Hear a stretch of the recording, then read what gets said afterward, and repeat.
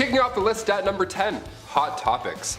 Over in Finland, they're changing the game. The sauna over there is considered a national institution. It's a large part of both Finnish and Estonian cultures. These saunas are commonly found surrounding Finland's lakes, corporate headquarters, and, oh yeah, of course, the Parliament House. Saturday in Finland is traditional sauna day. It's not Saturday for the boys, it's just Saturday, and we're gonna breathe in each other's mouths for a bit.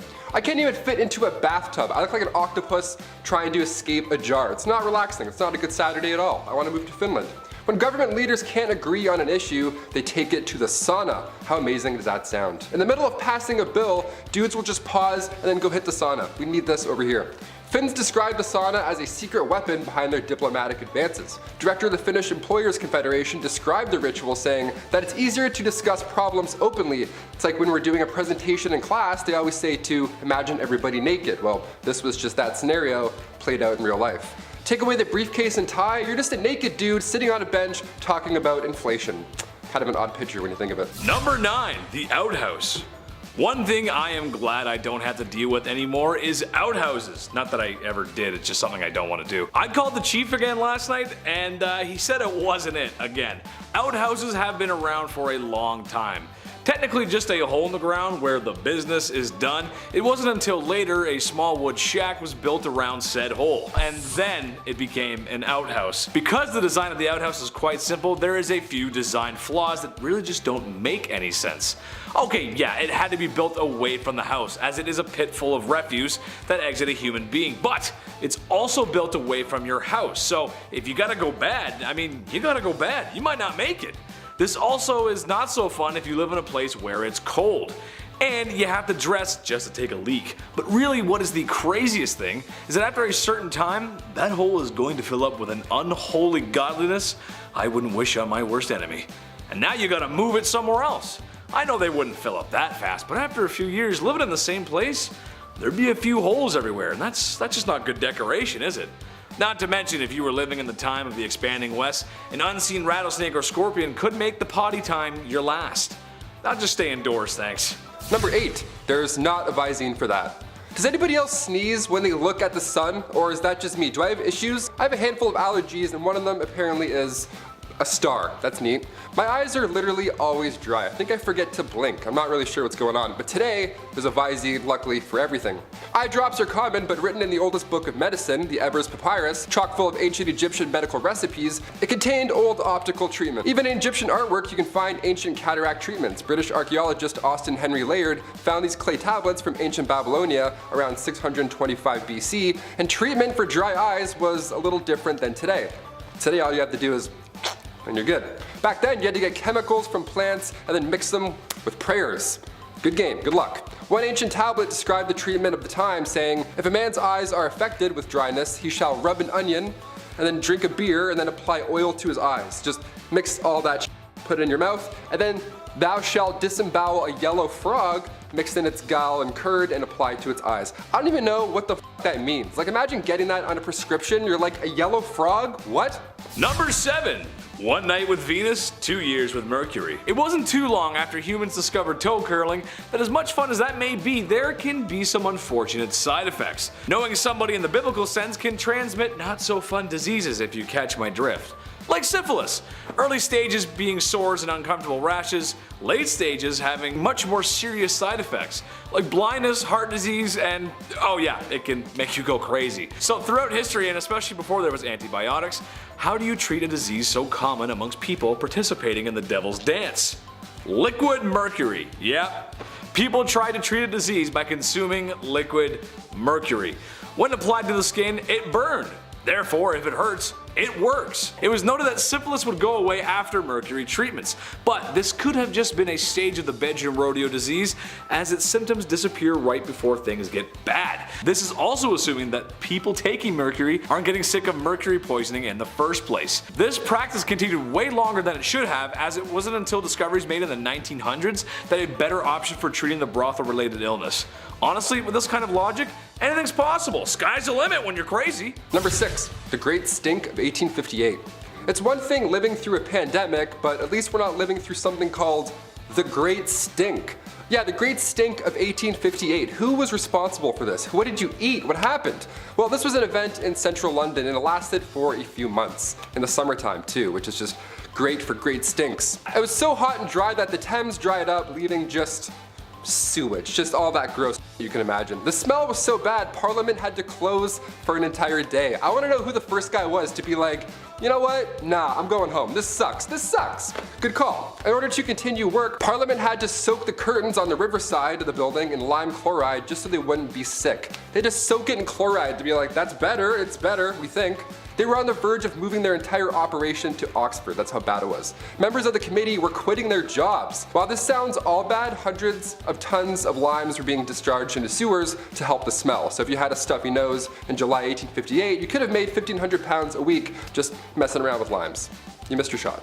Number 5, dark dental days. Dental health is important. We have the charcoal toothpaste trend that I myself even hopped onto recently. But why are we even doing it? Do we know? Other than it's on TikTok? Well, it helps remove stains, but aside from that, there's no hard evidence that this is the next best brushing method. We do it because it's popular. It feels like we're missing out on something. Well, Queen Elizabeth I apparently had a pretty strong desire for a Mars bar too, but back in the day, they didn't have TikTok. Brushing wasn't cool, nor was it perfected in any sense. The Queen's teeth became riddled with cavities. Her teeth straight up began to rot, and subsequently turned black. But seeing as she's the literal queen, people wanted to be just like her in any way. She started a short-lived trend where women blacken their teeth on purpose just so they would appear rich enough to afford sugar. That's wild. That's like me walking around in a neck brace being like, oh yeah, I crashed my Lamborghini. I totally have one of those. Number 4, arsenic. I think they were confusing this chemical with Accutane, which is a chemical we use today to treat acne, but for a while, arsenic wafers were used.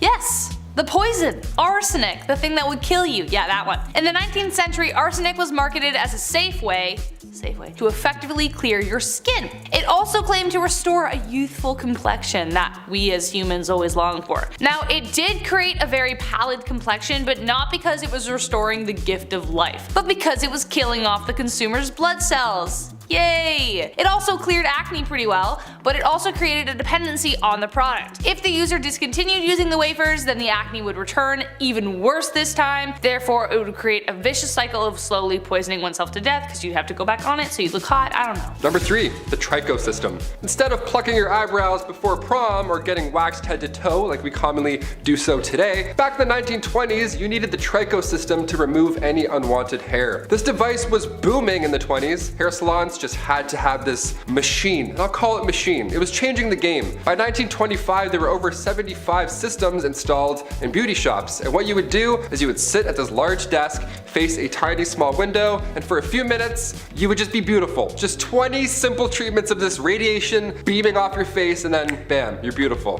What's the trick, you ask? Radiation. They didn't know this yet. It was dangerous. They didn't know much at the time, but this thing was chock full of radiation. They used X-ray technology on their bare faces. That's like when you go to the dentist and they click the thing and then they run into another room. This one, they're like, just right there. No sheet, no metal, heavy thing, just face to face. Now I'm hot. So in 1929, tricho problems were on the rise. Ulcers, carcinoma, keratosis, death, just everything bad. This was not the solution you wanted, but you know what? At least you were hot. Sorry, gents, this isn't for you. Number 2, moss. Okay, I'm not the only one who has asked this question in their minds. Periods. How in the heck did we deal with them without pads, tampons, Diva cups, and Midol? I don't know. How? Well, it doesn't look good, folks. It took a lot of trial and error to get us where we are now. The first disposable pads only came onto the market in 1888. Like, what? Even earlier prototypes of menstrual cups were made out of aluminum or hard rubber. But you may be surprised to learn that moss was a common resource. Yeah, the thing you see on rocks and trees. Cloth and cotton weren't enough, so they resorted to using moss to help absorb ant flow when she came by. It could have been grabbed from anywhere. Although we know that moss isn't the most hygienic of materials, as it could be grabbed from anywhere, as I just previously stated, a rock, a tree, who knows. Physicians believed it had antiseptic properties. They even used it on the battlefield to stem the flow of blood. Menstruation at the time was considered a sign of witchcraft, even though it happened every month. Poisonous and dangerous at the time. Okay, I know desperate times call for desperate measures, but like, they reused it. They didn't throw it out after. Ugh. And finally, number 1. Roman toilets. When I go to the washroom, number 2, whatever, that's my time. I'll straight up hold it for like 3 business days until I get home. It's called a bowel movement for a reason. It's a movement, it's an event. I need isolation, quietness. These poor Romans, I mean, thank you for inventing the toilet and all, that's really great and dandy, but I feel very bad for the first group of individuals that had to use these stone benches, the early OG toilets. God, that looks so cold. Also, I guess stalls, like walls, they weren't invented until much later. Couldn't have thrown up some Bristol board, Euphelius? I don't want to be shoulder to shoulder with a guy who accidentally gulped some public spa water hours prior. And don't even worry about wiping also, because that wasn't invented until much later. You just do the old scrape, do the old stone cold scrape off the bench and then call it a day. Give this video a Roman thumbs down if you're glad for toilets. That means thumbs up. Kicking off the list at number 10, dirty beds. Okay, so far on this disgusting series, I can't believe we're on part 7, but we've talked about storing chamber pots under your bed. Pretty yuck. That's if you were lucky enough to have a bed, of course. If you were rich in the 1400s, having a bedroom was the talk of the town. You would have guests over to hang out in your bedroom. That was like the place to be. Social gatherings in your bedroom. That's my worst nightmare. Couple of nights talking about noble deeds, meanwhile you're all tucked in with your ass out, hair all messy, half asleep, like, huh? Who is it? Most of the time in the 14th century, your mattress wasn't even a mattress, it was just a pile of straw. It was horrible. You had to sleep in your clothes, the same tunic and cloak you've worn all day, remind you, because you'll freeze at night otherwise, right? Because you're basically outside. These barns, this old wooden, not great. Also, these beds weren't in your rooms or anything, they were just like tucked in a corner. You didn't have social gatherings around the sack o' straw, you know what I mean? Your bed was more often than not riddled with bird poop as well. You weren't alone in these cold rooms, you know, birds hiding up above. Also, spiders, I don't even want to know. I don't even want to dive into that. Let's move on. Number 9, mouthwash. Ancient Romans would use urine as mouthwash. I believe we've mentioned that before on this, again, disgusting series. That's always a fun fact to bring up at a house party. Next time you're drinking some Mountain Dew, just be like, oh, did you know? The ammonia in urine was thought to ideally wash away the yuck. You just got to get past the whole urine part, I guess. Doctors hate this one trick. Nero would tax the trade of imported bottled urine. That's how popular it was at this point. Some poor soul with a clipboard would have to stand all day and just be like, yep. In the 12th century, Saint Hildegard von Bingen would advise all to wash their mouth with cold water to remove bacteria. Yeah, if only it was that easy, okay? Just one quick shh and spit it out and then you're good? No. I wish it was that easy, pal. Tortoise blood was also used once as mouthwash, alongside goat milk and vinegar. Out of those 3 options, imagine not picking goat's milk. You're like, but what year is the tortoise blood?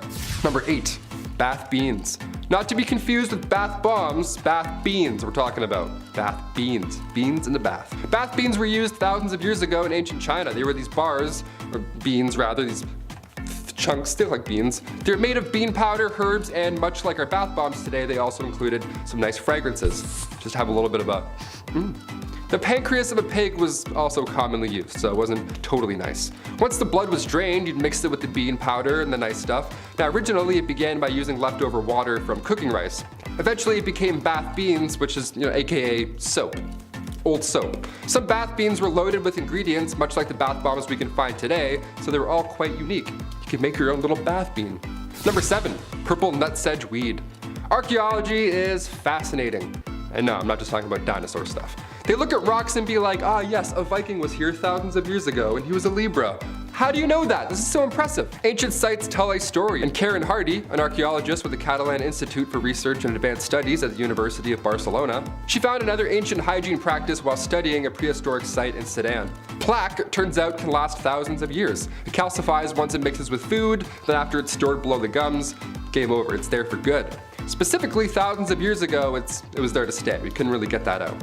Hardy was studying remains that were 2,000 to 9,000 years old, and in their teeth they found traces of pollen, dirt, and plant fibers. More specifically, they found evidence of a plant called purple nutsedge. It contained lysine, which is an amino acid that we need to live, so although it didn't taste the best, it sure was vital. Ancient Egyptians used the root for perfume, but this new study shows that purple nutsedge may have been used to prevent tooth decay. They would just chew on roots all day to take care of their teeth.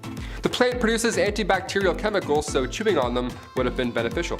Little different than the inside of a tortoise, I'd say. It's definitely a step in the right direction. Number 6, smoking. Back in 1665, during a plague in London, you were told to smoke cigarettes because they were considered disinfectants. Sore throat? Smoke this pack of cigarettes, I'm sure that'll help. help you cough a bit more if anything. We mentioned before tobacco smoke enemas in like part 1 or 2 or 3 or something over there. But this is just bad advice. Since mouth to mouth wasn't a thing in the 50s, if you were trying to save a drowning victim, you would also have to blow smoke in their face or their butts. Either way, how insane is that? Can you imagine that actually playing out in real time? He's not breathing, quick! Hang on. Cut to 1964, turns out smoking is bad for us. Who knew? Cigarettes were labeled as deadly going forward after that point. It's pretty intense now though, eh? The photos on cigarette packages now are haunting to look at. I still think teenagers smoking to stay in shape is a bit scarier, to be honest, than that image. She's always like, her face is just like pulled, so scary. Don't smoke. Number 5, crocodile done the deed. Again, I'm saying this again. Who had the gall? Who had the damn audacity to look at a steaming pile of digested animal excrement and go, you know, that will work for insert problem here. Once again, I put the question, how the heck did we survive? But nevertheless, we are here once again to bring to you yet another animal poop cure-all, and this time it was for contraception. Yes, in ancient Egypt, women would use crocodile dung as a contraceptive. Yay! Now, crocodiles were worshipped and sacred to the ancient Egyptians, so that could be one reason why they thought it would help. They would mix it with sour milk, to make it a pasty kind of poop dough with a hope that would create an acidic barrier to sperm. Kind of like a dungy version of a diaphragm or a cap used today, but covered in spermicide. We had to start somewhere, but I honestly can't think of a better way to kill the mood.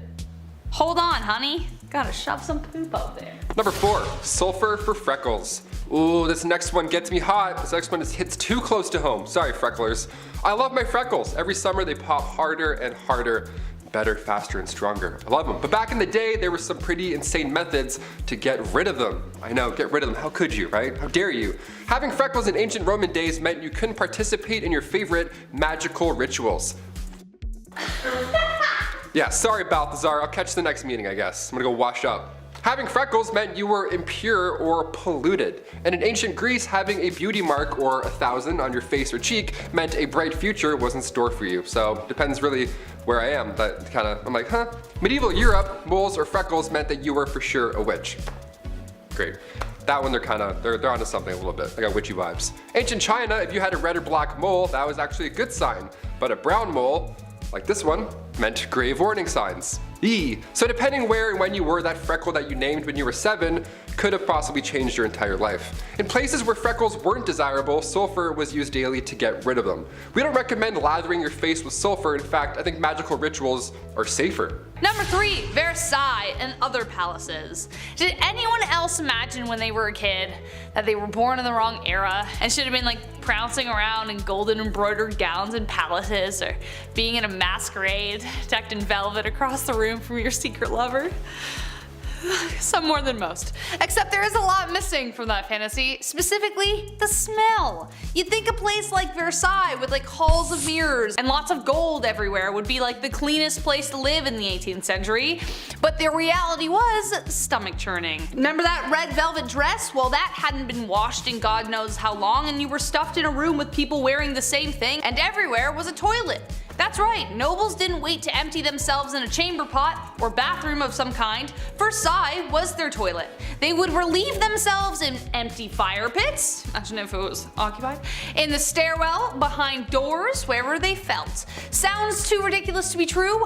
Well, take this 1675 report of the Louvre Palace in Paris, and I quote, "On the grand staircases, behind the doors, and almost everywhere one sees, there are masses of excrement. One smells 1,000 unbearable stenches caused by calls of nature, which everyone goes to do there every day." Unquote. Things got so bad in other palaces, Henry VIII even had to decree that cooks in the royal kitchen were forbidden to work naked. Why were they working naked? I don't know. Or in garments of such vileness as they do. So as for my first point, I think I was born in precisely the right era. Number 2, finger food. You ever go to somebody's house for dinner and they have like 15 forks laying in front of you, just way too many utensils for no reason. That's why I like nachos, okay? It's not intimidating. Burgers aren't intimidating. You can just eat with your hands and get messy. It's easier. It's way more fun as well just to dive in and make an absolute mess. Like medieval times, for example, they had cutlery, but you had to be somebody fancy to have it. Most of the population, being poor and all, had to eat with their hands. Chopsticks were first used during the Shang dynasty. The oldest chopsticks ever found went as far back as 3000 BC. But come 400 AD, China's population spiked, resulting in a lack of resources for food. These stirring sticks now got a lot smaller to fit for their smaller portions, and that was the start of chopsticks. Fun fact. Come the 16th century, the rich and fancy carried their own set of forks with them to their royal dinner. King Charles V of France had a vault with a few forks in it. He's like, hey, check this one out. Bing. That's how rare that kind of metalwork was back in medieval times. I bring plastic forks to work. Does that count for something? I have like 2 in my backpack, maybe 3. Number 1, and last but not least, a gong farmer. Adding to that fantasy I spoke about earlier, living in a castle with a glistening, sparkling moat. What moat could you want?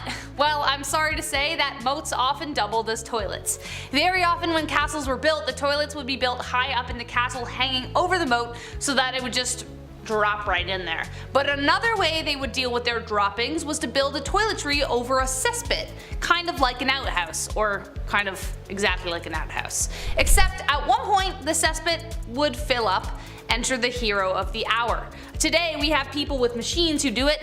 Somebody actually had to go in there and do it himself with their bare hands. Friends, remove your hats in honor of the gong farmer. Their job was to get on in there, shovel it out by hand, and ferry it to a spot where they could bury it. It was a dangerous job for a multitude of reasons, the top ones including the pits were often riddled with disease, and they were often quite deep. So as a result, they were paid very well for the time to sweeten the fact that no one would go near them, so they would be forever alone. But even then, lives were lost. One man by the name of Richard the Raker fell into one and drowned. What a way to go. Number 10, not bathing. Let's start off strong. So obviously hindsight is 2020. We know a lot more about personal hygiene now than we did, then and as well in like middle school, because high school locker rooms, what the heck. Without the knowledge of germs and disease, not bathing seemed like the logical next step for a lot of people, even though it made you smelly as all heck. When the Pilgrims arrived in Native America on the Mayflower, the indigenous tribes often referred to their horrid smell. An account from a member of the Patuxet Nation even tried to convince them to start washing themselves. They were like, come on guys, it's enough. They washed their hands and faces, but they rarely washed their whole bodies. Though they believed cleanliness was next to godliness, that didn't necessarily mean they needed water to do it. They believed that should they submerge themselves, they risked disease. This could be because they dumped their daily duties into the water, so that's likely. So instead they took dry baths where they wiped themselves down with a dry cloth, but it didn't really help much. Number 9, bedpans. It's always the worst when you get tucked in at night, you start to fall asleep, you're starting to doze off, and then you realize you need to pee. It's the worst. You gotta get up, walk down that long, scary hallway, blind yourself for 2 minutes, and then get cozy all over again. Well, in the Middle Ages, you would just toss your full bedpan out the window. Easy peasy. Heads up. Oh, oops. It's so gross. Or sometimes, if you were feeling a little lazy, this was also common, you would use the bedpan and then just slide it back underneath your bed and go right back to sleep. If anybody ever gives you shit for having cups in your room, show them this video, show them this history. You're fine, you're not that bad. Back in those days, we weren't exactly aware of the disease that we threw out the window as well. Most of the time it was number 1, so the rain could just, wash away the yuck, but these buildings were only one story. It wasn't going anywhere. If you were tossing anything out, you'd be stepping over it the next morning on the way to, the public execution or whatever. Number 8, a lead facial. Today, if you have tan skin from that hot summer glow, it implies that you have had enough leisure time to acquire such a hue. Getting a tan is the thing unless you're like me and slather on that sunscreen for health, and so you look like a newborn baby when you're 80 years old. However, it was the opposite in times of old. If you had sun-kissed skin, that meant you worked hard in the fields, a symbol that you were a peasant or of lower class. If you were rich, you tended to have much paler skin, therefore implying your status, but simply staying out of the sun wasn't enough. Elizabeth I used a combination of lead and vinegar to achieve a bright white complexion and to hide her smallpox scars. The compound was called ceruse. This tradition even goes all the way back to women in the Roman Empire. Empire. A well-known actress named Kitty Fisher was also said to have died from the material as it slowly poisoned her with daily use. The material would add blisters, so she'd put more on to cover it up. Same with Elizabeth, and yes, slowly you understand. Number 7. Victorian Laundry Day. You spill some mustard on your shirt today, that stain will be gone by time you get home. We're pretty advanced when it comes to quick stain removal today, but like the Romans, which I'll talk about later, it wasn't always smooth sailing. Take the 18th century for example. When Laundry Day came around, it was an event. It was like an ultimate chore. They had to take daylight in consideration and plan their washing days, as in more than one. The Victorian era was exhausting. They would soak their clothes overnight, then the next day would be spent soaping them up, boiling them, rinsing, soaping again, rinsing again, maybe soap one more in case there's too much pee-pee, and then rinsed another time, wrung out, mangled, laid out to dry. Hence the sunlight timing, starched and then slowly ironed. Cut to today, we have to encourage adults not to eat Tide Pods or drink bleach. We'll get there, maybe, I don't know. Number 6, wigs and makeup. When you don't bathe and are overall just smelly, you're gonna need to do something to cover up whatever the heck is building up beneath that bodice. Wigs would have never become as popular if it weren't for a very specific venereal disease called syphilis. By 1580, the STD was the worst epidemic since the Black Death. Patients clogged hospitals, and without antibiotics or protection, things got pretty nasty. Sores, blindness, rashes, dementia, and patchy hair loss. Thus, for the sake of keeping up appearances, wigs came into fashion. Also the makeup I mentioned before. Balding was a huge humiliation, so they made wigs out of horse, goat, and or human hair. They also cover the wigs in powdered scented with lavender or orange to hide any foul odors, and as we suspect, there were a lot of foul odors. They weren't stylish until 1655 when the King of France started losing his hair and had 48 wigs made. Then 5 years later, his cousin Charles II of England joined the train, and suddenly powdered wigs became like the next best thing. Wigs did help curb the lice problem though, because the human hair had to be shaved in order for the perukes to be worn, but the wigs themselves had to be deloused often. And yeah. Number 5.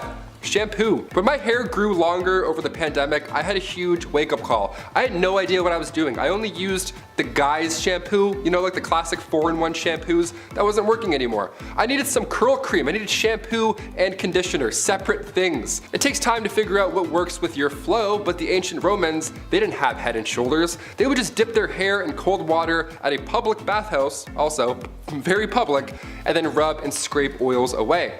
Lime wire was also used to wash your hair back then, but that was horrible. It's just as useful as lime wire. Sometimes Europeans wouldn't even use water at all. They would just rub their head with bran before bed and then brush it out with a comb in the morning. Yeah, bran. I used dog shampoo once by accident. Honestly guys, I'm not gonna lie. There's something they're not telling us. It was too nice. Number 4, Aqua Tofana. Not to be confused with Aquafina, which is also pretty horrible. Aqua Tofana was hot in the 17th century. This was a straight up poison that was marketed as a cosmetic. This was during the late 1600s and it was first used by 2 women, Francesca Lasarda and Teofania di Amato. They used this cosmetic, this makeup, so that when their husbands kissed them on the cheek, they would then be poisoned. It's named after its creator, a lady named Teofania, who was caught and executed for her crimes, but her recipe carried on through who we believe was her daughter, Julia Tofana. She took this deadly recipe all the way to Rome and then kept manufacturing it. Inside this cursed cosmetic was arsenic, lead, and perhaps belladonna. It was colorless, tasteless, and one of the deadliest. This cosmetic took over 600 lives. Brutal. Number 3, baldness. So what if you're going bald but you don't have a massive 16th century stupid wig? Then what do? Well, back in those days, if your hair started to thin out or you were losing patches, you would need a mix of chicken droppings. Yeah, chicken mixed with potassium. Okay. This ancient advice comes from a man named Peter Levens. He wrote this method down in 1654 as an alternative to lice-infected wigs. Both sound absolutely horrible. Honestly, I think I'd rather the lice-infected wig. At least then you can just take it off. Number 2, Sailor's Delight. Life on the sea was all but a sea breeze, and even today, you know how hard it is to take a on a boat? Whale watching's fun and games until your stomach decides it's had enough of the sea and wants to go home. While it's a rockin' and rollin' way of using the loo, how did sailors do it back in the day, before anything helpful? Was it easier being far away from the general public? Was it helpful that water was all around the place? Honestly, not really. That's when a tow rag comes into play. Yeah, anytime the word rag is used, you're not in for a good time. Near the head of the ship where the toilet was, this little indent or whatever the toilet, it wasn't a toilet, it was a hole, there was a single rope with a rag, and when it wasn't being used, or shared rather, the rag would be tossed over the side of the ship so it would just dangle in the water and wash away all day, which is fine, I think. I'm not really sure. The sharing is caring thing, I'm not on board for, pun intended. Do you fold, do you scrunch, or do you use barnacle rope? How do you do it, guys? Comment down below. Number 1, Q-tips. I love Q-tips a lot. I do 2 at the same time, and then I flip them, and then I do it again. Yeah, I get them twice. The first one for cleanliness, and the second one because it's for me, because I feel like it. Sue me. My eyes roll right back. It's the best. If COVID tests were done through your ear, I'd be getting tested twice a day just for fun. Q-tips, most of us know by now, weren't exactly made for cleaning your ears. As much as we only use them for that, Q-tips were invented in 1923 by a man named Leo Gergenzang after his wife stuck cotton balls to the end of a toothpick. Sounds a lot like she invented Q-tips, but sure, we'll roll with it. From 1923 to 1926, they were named Baby Gays, and then Q-tip Baby Gays, and then finally just Q-tips. Baby Ray's is like, too close. Sweet Baby Ray's is like way too close. Our sauce is not even close to that product. Back in those days, Q-tips were actually dipped in boric acid first before being shipped out. They were intended to sterilize wounds. After this, there was even Q soaps, Q oils, Q creams, Q cards, whatever, you name it. Anything that made you a QT. So what's this rumor that they're not supposed to be used in your ears? Like, sorry, what? What's that all about? Is that real? Well, in 2008, otologist Dennis Fitzgerald brought forward concerns about Q-tips and how they're really pushing earwax further into your ear canal, leading to possible infections. When Chesbrough Ponds bought the company in 1962, they added the warning on the box, a warning we all gladly will still ignore, like I said at the beginning. I take one look at my earbuds and I'm like, yeah, I need 4 Q-tips right away. I need Q-tips yesterday. Number 10, spitting.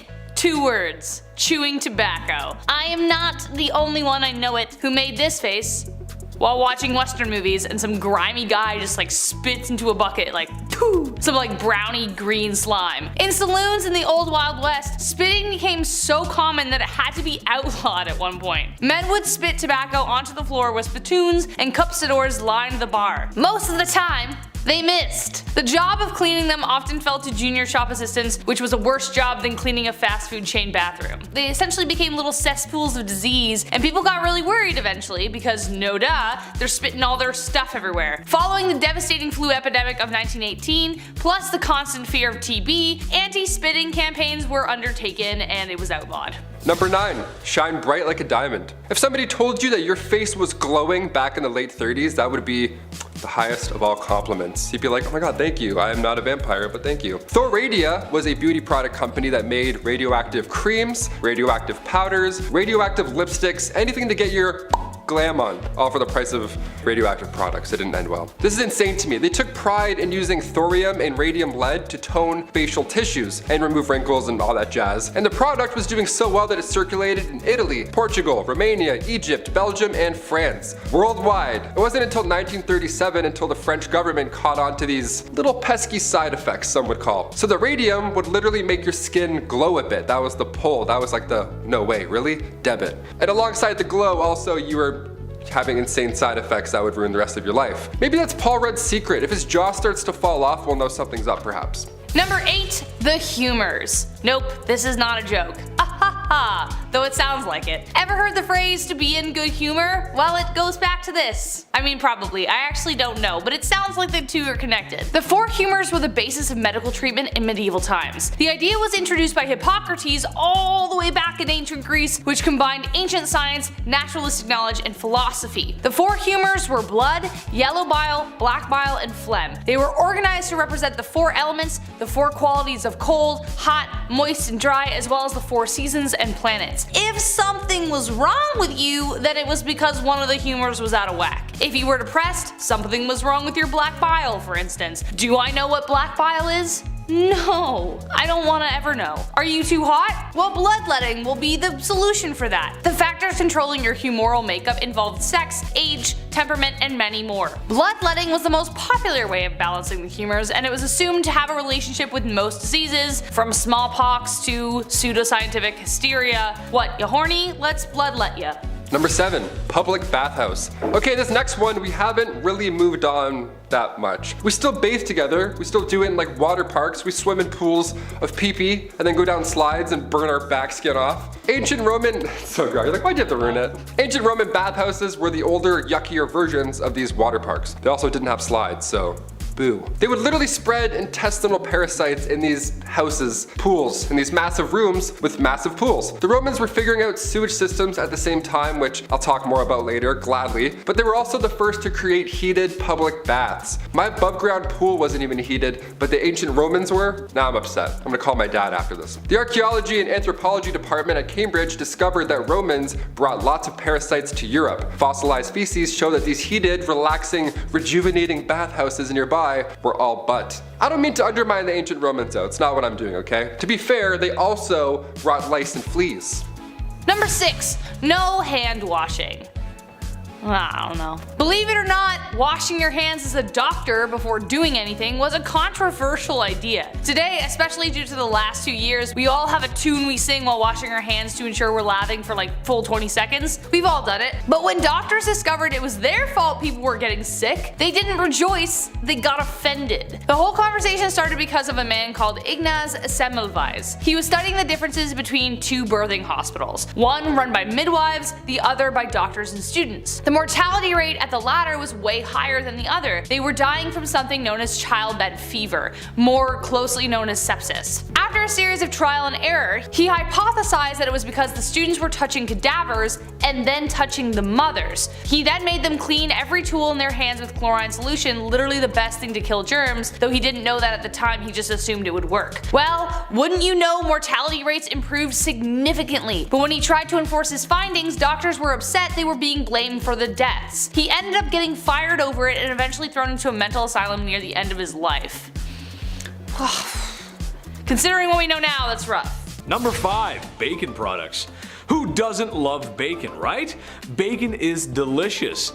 Bacon is a delicious meat that can be enjoyed for breakfast, lunch, or dinner. Personally, there was nothing like waking up on a Saturday morning as a kid to play some GameCube and eat bacon and eggs, my favorite. I was a tubby kid and I was easy to impress. However, while bacon may not be the king of the breakfast table, it is the bootleg flavor of fragrance and the non-food market. It seems every time there's a store, gift shop, or novelties being sold, a bacon flavored, scented, or themed product is there for men. And it's not far behind. Because yes, we are tough and rugged, and we eat meat because we're cowboys. So that also means we want breath mints that are artificially bacon flavored, right? No, we don't. They taste horrible. It's awful. No one wants that. Nobody wants that. Number 4, bath bomb. Call it genius marketing, crazy society, or people wasting money, but a lot of hygiene beauty products that women purchase, men do too. They just gotta repackage it and inject it with 300 cc's of testosterone because men. Take the hand grenade bath bomb for instance. Taking bath bomb to a whole other level. Yes, the one I saw while researching was very colorful and it looked like it had a fruity scent, but it was shaped like a hand grenade from the Second World War. No way an adult man would fall for that, right? No! Chris, you see my rubber ducky? Number 3, the man bun. Honestly, I don't mind this trend. I actually think it looks good. Certainly better than the mullets of the 90s. There's no way you can tell me mullets look better than man buns. You just can't. The man buns are actually somewhat organized, especially if dudes grow them out and maintain them. However, what is strange to me is the man bun add-on. Yeah, it's like a man bun extension. You just like a clip-on. Basically, look like the guy who plays Wonderwall at every party for the low price of $19.99. I can't be dissing too much though, because I wore a clip-on tie till the 9th grade. But the girls thought I was cute? I think so. Number 2, gendered products. Another broad stroke here, but when things get placed into categories, there's always 2 colors that get used. Pink for girls, blue for boys. While I'm not sure whether colors are actually masculine or feminine themselves, it has been hardwired into most of us, that's just how it goes. Anything plastered in blue or male-like imagery, it's what's meant for men. I, however, as a kid had an absolute 5-head play. To protect my valuables from thieves and villains in the night, I always chose something that was girl-themed, pink, or something a boy wouldn't pick, as I thought if presented with my stolen items, I could always identify them since only a boy would choose girly stuff. From my Nintendo DS to my notebooks and honestly everything in between. Hot pink was in and Chetty made it work. I thought the plan was foolproof. I never really thought though what would happen if a girl took my stuff though. I didn't really think that wouldn't work for that, would it? No, it wouldn't. Number 1, wine in a can. This one is just so silly to me, and for any wine connoisseurs out there, take this with a grain of salt. I'm no sommelier, but I enjoyed the odd glass of wine, even if it comes from a box. I always thought the wine glass was elegant, higher class, but that doesn't mean you have to be higher class to drink it, or be less masculine. Well, now there's wine in a can for men, because we can't have flimsy glasses. We'll break those glasses because we're so strong. Oh yeah. I just can't imagine wine in a can tasting good. It has to be worse than wine in a box, right? Let me know in the comments, guys. I'm curious. What do you like to drink? Let Chetty know. I'm curious. I'd love to hear. And now I'm gonna read some comments. I love reading comments. This is fun. I like reading comments. Lou Tin says, Andrew, you're amazing and always bring a smile to my face. You just make my day happier. That's really sweet. Honestly, that's really nice. Thanks so much for the nice comments, guys. That's really. I hope I can make you smile. That's great. Whip Viper says, Chetty says no is my new favorite saying. LOL. My husband and I have laser tag guns if that counts. Awesome video. I think that's one from one of the other videos. But yes, Whip Viper, awesome. I love that. I'm getting quoted. Nice. I like that. And the Queen of Cars said, yes, again, I love when you host. Thank you so much. That's so awesome. Just wait till they hear about when I stream on Twitch on the weekends. That's crazy. What do they hear about that? That's crazy. What? But seriously, guys, thank you so much for your nice comments. That's actually so nice. Kicking off the list at number 10, medieval manicures. You can clip your toenails anywhere you want these days. An alarming amount of people do it on airplanes, apparently. Yuck. But how did we clip those little piggies back in the day? Before modern fingernail clippers were patented in 1875, we have to look to the ancient Romans and how they got rid of those hangnails. Biting them off, of course. That was the best way. That bad habit I'm sure half of you have, as well as me. That was the best way. Boink. Eating the nails, bad stuff. In 35 BC, biting nails was written as a way of dealing with nervousness. Even back then, anxiety it was a thing, of course.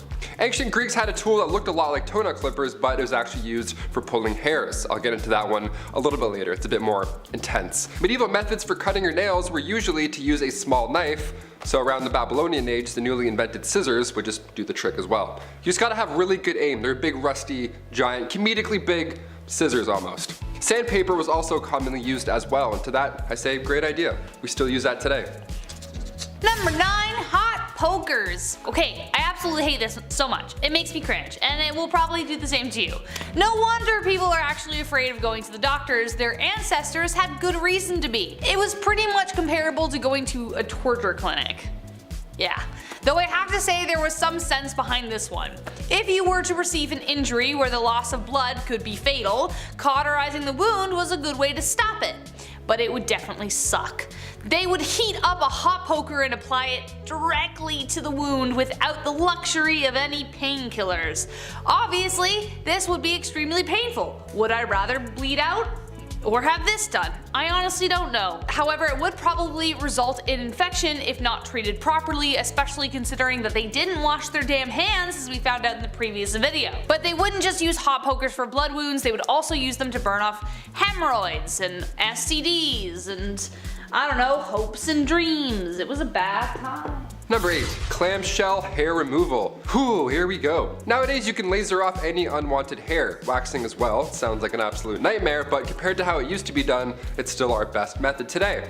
Looking back to around 100,000 years ago, long before Gillette had their 9-blade razors with cooling gels and all that good shit, we had to use seashells. Literal seashells. And when I say seashells, I don't mean they would glide across the skin and Sweeney Todd themselves. No, they would use 2 shells and then put them together as tweezers and pluck the hairs out one by one.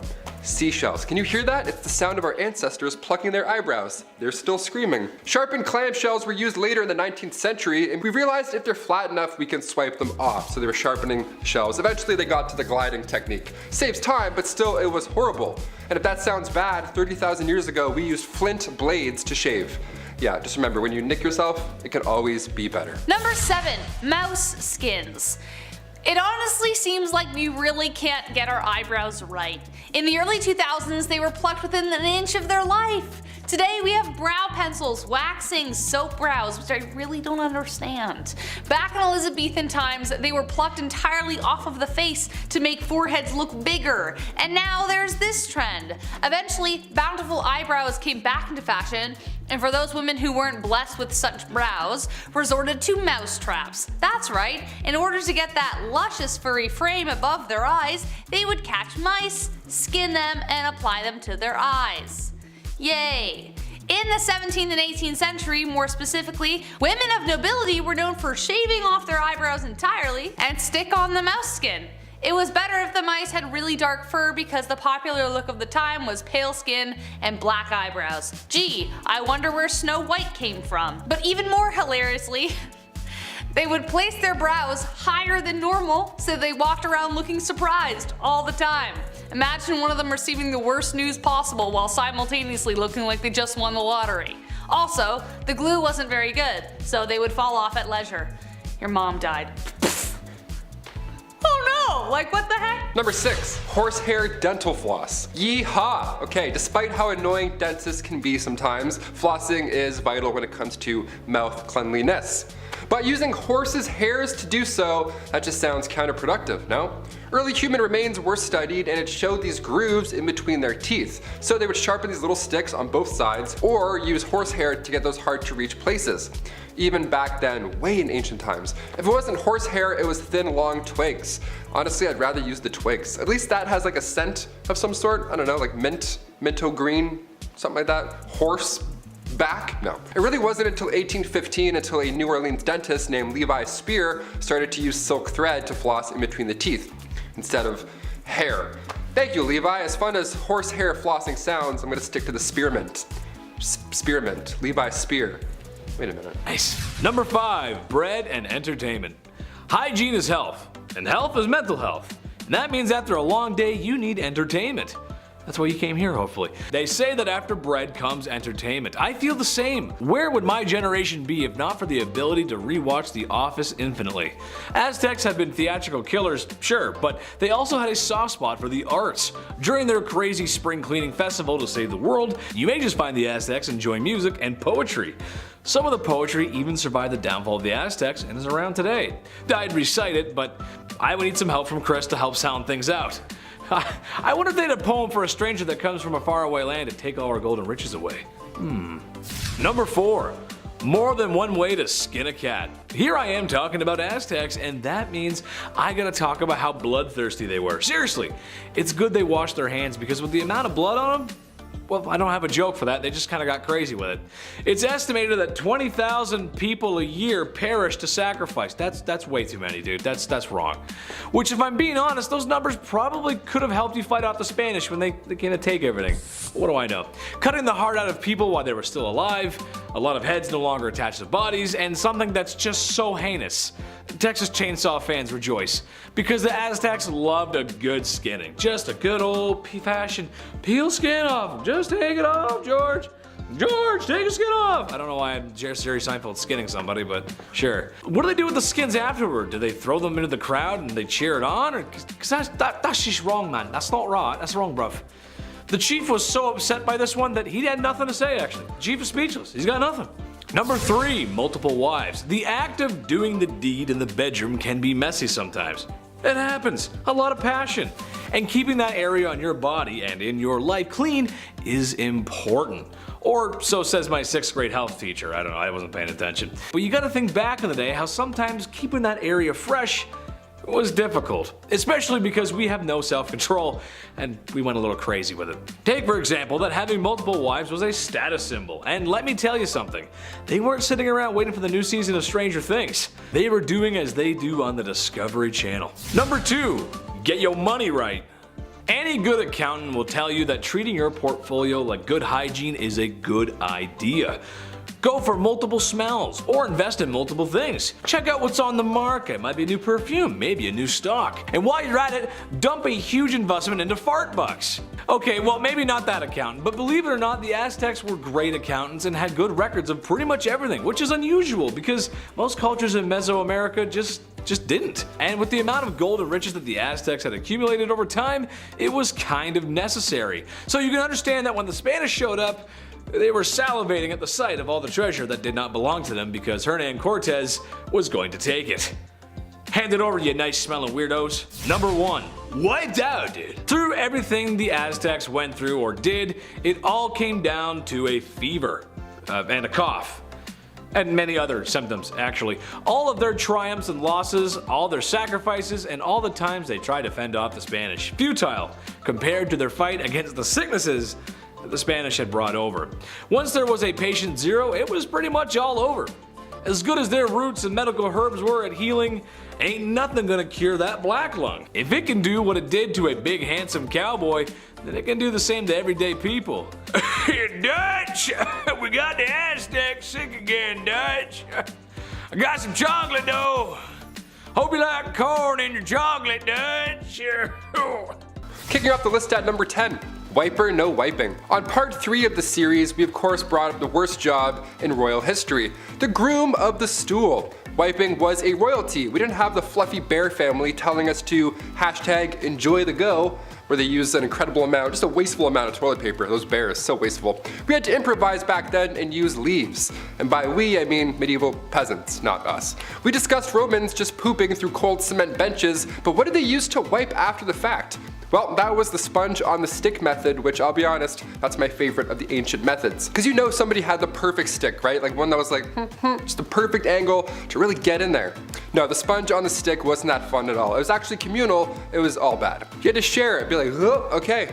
Here you go, sir. Early Americans used brick-lined pits, and that was their washrooms. This was around the time of the Declaration of Independence, and besides human waste, people would dump anything in these toilets. They found a window in one of these pits. A window. Some poor guy hit a window. Can you believe that? And as for wiping, are you ready? Dried corn on the cob, that's what they would use. Yeah man, next time you do that corn on the cob butter trick where you like spin it through the butter, all nice and smooth, keep that in mind. Number 9, just pull it. We've talked about brushing your teeth with urine, we've talked about using horsehair for dental floss, but can it get even more bizarre when it comes to oral cleanliness? Yes. We still do this method today. If a tooth is beyond repair or it's causing an infection in your jaw, yeah, just pull that sucker out. See ya. Sometimes it's the only option. Sometimes. Back in the day though, this was the best and only method. Sore tooth, maybe a cavity, something's not feeling right, maybe your gums are just hurting, maybe you bit down on a bone, no problem. Pull it. No matter what the case is, just yank it out. Dentists weren't a thing in the Middle Ages. Dr. Downer didn't politely remind you to floss more, you know what I'm saying? But they did have a barber, the fastest dentist in the game. Barbers are responsible for obviously cutting hair, but they too would pull teeth and they would bloodlet. This guy must have been in the weeds every single day. He was so busy. Yeah, just a little off the top, maybe a little bit of blood at this, a couple of molars too, classic 3-in-1 appointment, you're good, debit. If you walked into the barber shop and you were bald, he already knew what was up. He was like, all right, I'm gonna start warming up the arm here. And if you think that's weird, well, let's go a little bit more recent for this one. Number 8, Doormat toothpaste. We've mentioned some horrible lipsticks and face powders, so we need to mention this disaster of a brand. Moving past the days where your barber pulls out the problem in the 1940s, we had toothpaste. Yes, we had it. This is good. In fact, we had the most powerful toothpaste ever to this day. It was called Doormat. Okay, yeah, so back in the 40s, people were brushing with radiation. Even on the actual tube, it says, radioactive ingredients increase the defense of teeth and gums. Okay. These cells are loaded with new life energy. The bacteria is hindered in their destroying effect, leaving behind a pleasant, mild, refreshing taste. Ah, yummy. Its radioactivity was low in comparison, but the fact that this existed once, not too long ago, is just wild to me. Good gums don't bleed, they actually glow. What would their slogan be today? Doormat, accelerate your breath. Number 7. Shards and sharts. Oh, you thought we were done with the bum bum history. Think again. This is a part 4, and honestly, I could do 4 more parts on wiping alone. It's a pretty big deal, it's nuts. We don't realize how lucky we are. During the pandemic, for example, one of the first things people stocked up on was toilet paper. It's worrisome to not have 6 rolls on standby. You start getting anxious, right? You're like, oh, but what if I eat some lobster? I don't know. Whatever makes your tummy upset. Now you know a little bit more about me. But nobody did it like the ancient Greeks, and I mean nobody. Survey says ancient Greeks would wipe using broken pieces of ceramic. Oh my god. They would even sometimes write the names of their enemies on this piece of shard and then wipe. Isn't that wild? It's like, I'll show you by wiping with ceramic with your name on it. Gotcha. Yes, this obviously led to major health problems, and according to the British medical journals, 3 pieces was often enough. 3 is still a good number today. That's a comfortable fold, but ceramic, no, there's no way. No way. It was the better alternative, believe it or not. The other was actually sharp seashells. Number 6, deodorant. Before the Old Spice guy was even born, what did people do to smell good? What? Deodorant was first introduced to the public back in the late 1800s. It was called Mum. It was a cream that used zinc oxide and it was stored in metal cold containers. Nothing like Speed Stick at all, not even close to being discreet. You can't put this stuff on the bus, since they're gonna be, what's that guy doing with that jar of goop? Ancient Egyptians used ostrich eggs when it came to ancient deodorant. They made perfumes and were amongst the first to try any type of deodorant. So, thank you. Thank you. Hence the ostrich egg factor. Mixing a little fat, tamarisk, tortoise shells, nuts, and then bam, you're ready for the day. Another method was a little more yummy than ostrich eggs and nuts. Egyptians would also use porridge balls. Flavored porridge rolled up and then safely secured in your little apple pitter fritters right there. Just don't wave at anybody or else you'll, there you go. Number 5, steam baths. Now looking back and learning that the Aztecs had public washrooms everywhere and had access to steam baths because of their irrigation is fantastic. I mean, come on, just think about it. You could relax after a long day in your own steam bath that's made by natural running water. It sounds like doing yoga there would make me feel more in touch with my inner chakras, and my mood crystals would glow just a little bit brighter. Imagine, you walk into a bathhouse after a long day, and then you see me just sitting there with a towel that barely fits. Well, hey there, good looking. Why don't you come on in and pop a squat next to me? I promise I don't hog all the steam. I know it sounds like an amazing time, right? The more we talk about the Aztecs, the more they sound like a perfect society. I wonder what happened to them. I'm sure it was nothing bad. They gotta be out there somewhere. Move over, fellas, I'm coming in for the steam. The steam was thought to have healing properties and was connected to their spirituality. Women even gave birth in the steam rooms, which feels like a really sweaty time. I don't know about that. There's a lot of sweat. Number 4, Bath and Body Works. It's clear the Aztecs were just cleaner than the other civilizations of the past, and honestly, I'm here for it. There's only so much a guy can say about people being stinky in the past. I mean, really, the smell must have been horrible, especially down in the nether regions.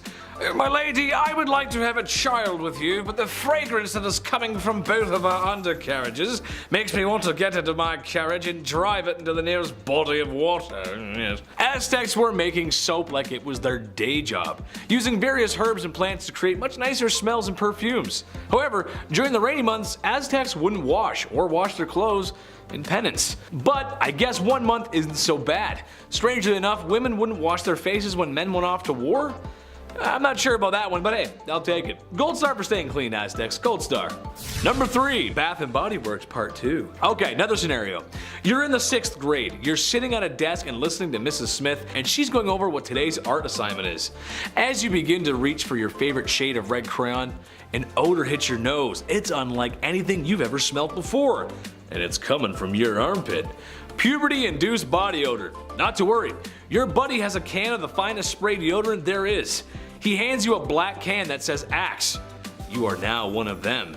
And you start showing up to school dances with a seafoam pink button-up shirt with the collar popped. And a Justin Bieber haircut with the hat on backwards. Yeah, that's right.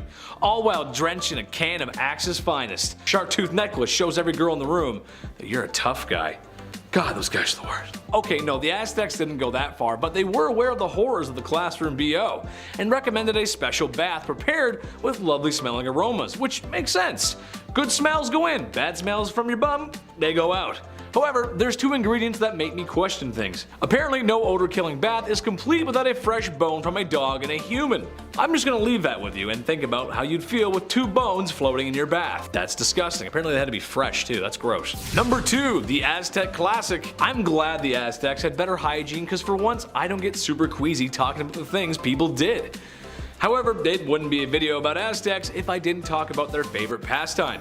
Sacrifice. And honey, if they were giving out gold medals for it, the Aztecs would be record breakers. Sure, they weren't the only civilization to sacrifice people, but they did it with such theatrics.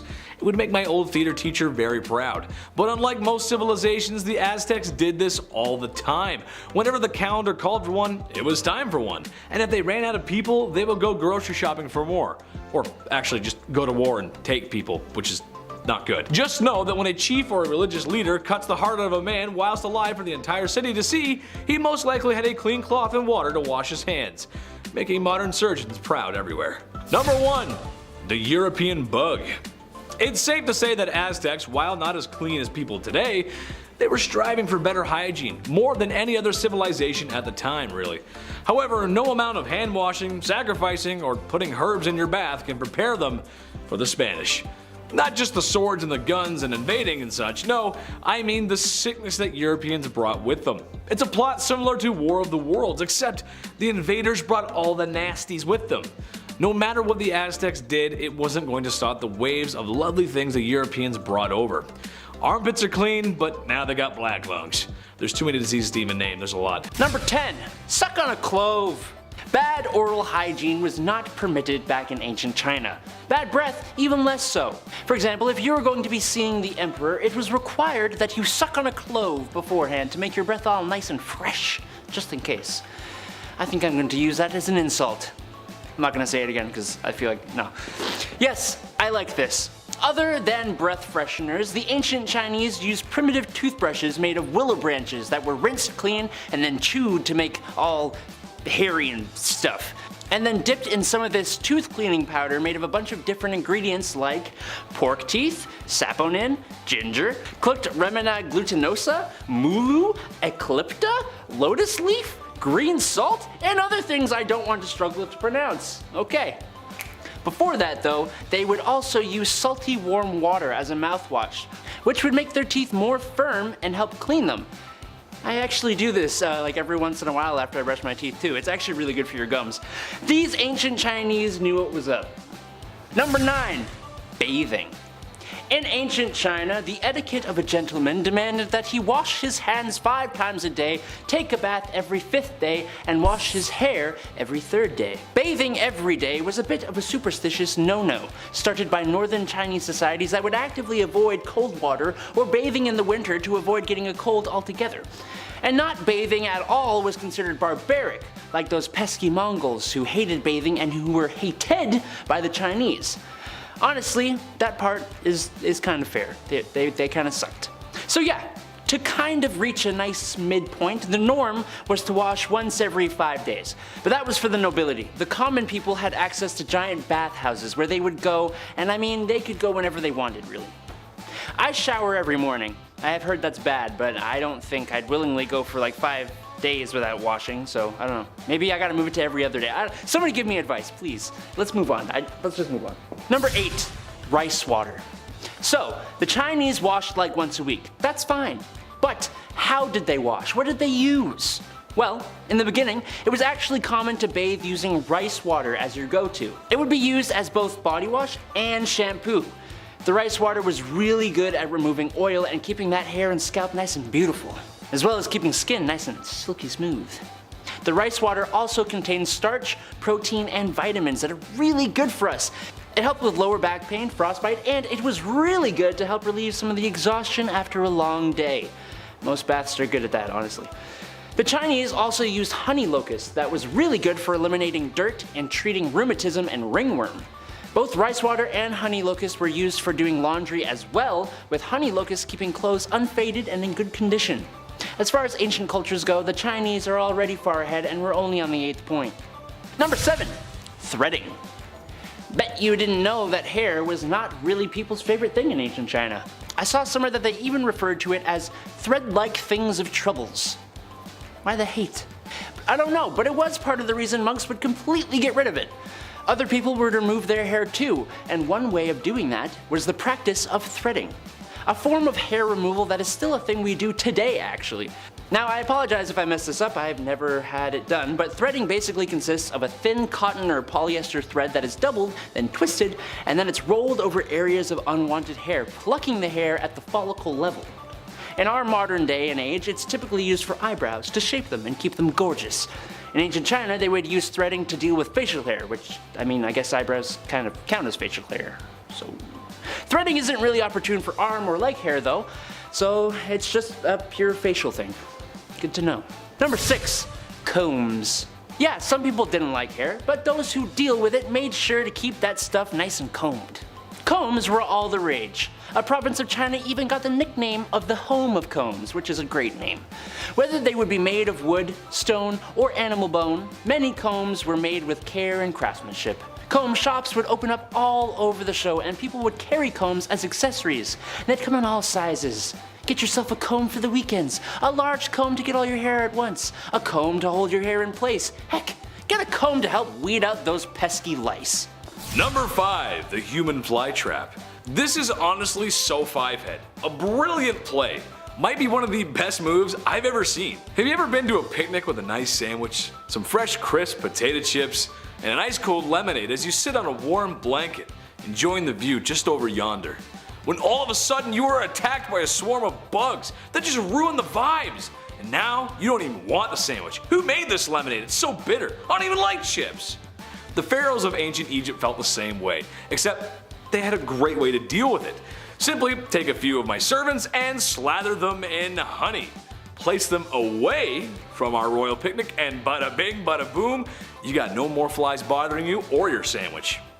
This honestly sounds completely cruel, and at a time when hygiene in general wasn't great, how did they get all that honey off? Sure, a dip in the Nile will get rid of most of it, but you'd probably just glaze yourself for a crocodile's lunch. Honey would get stuck in places where the sun don't shine.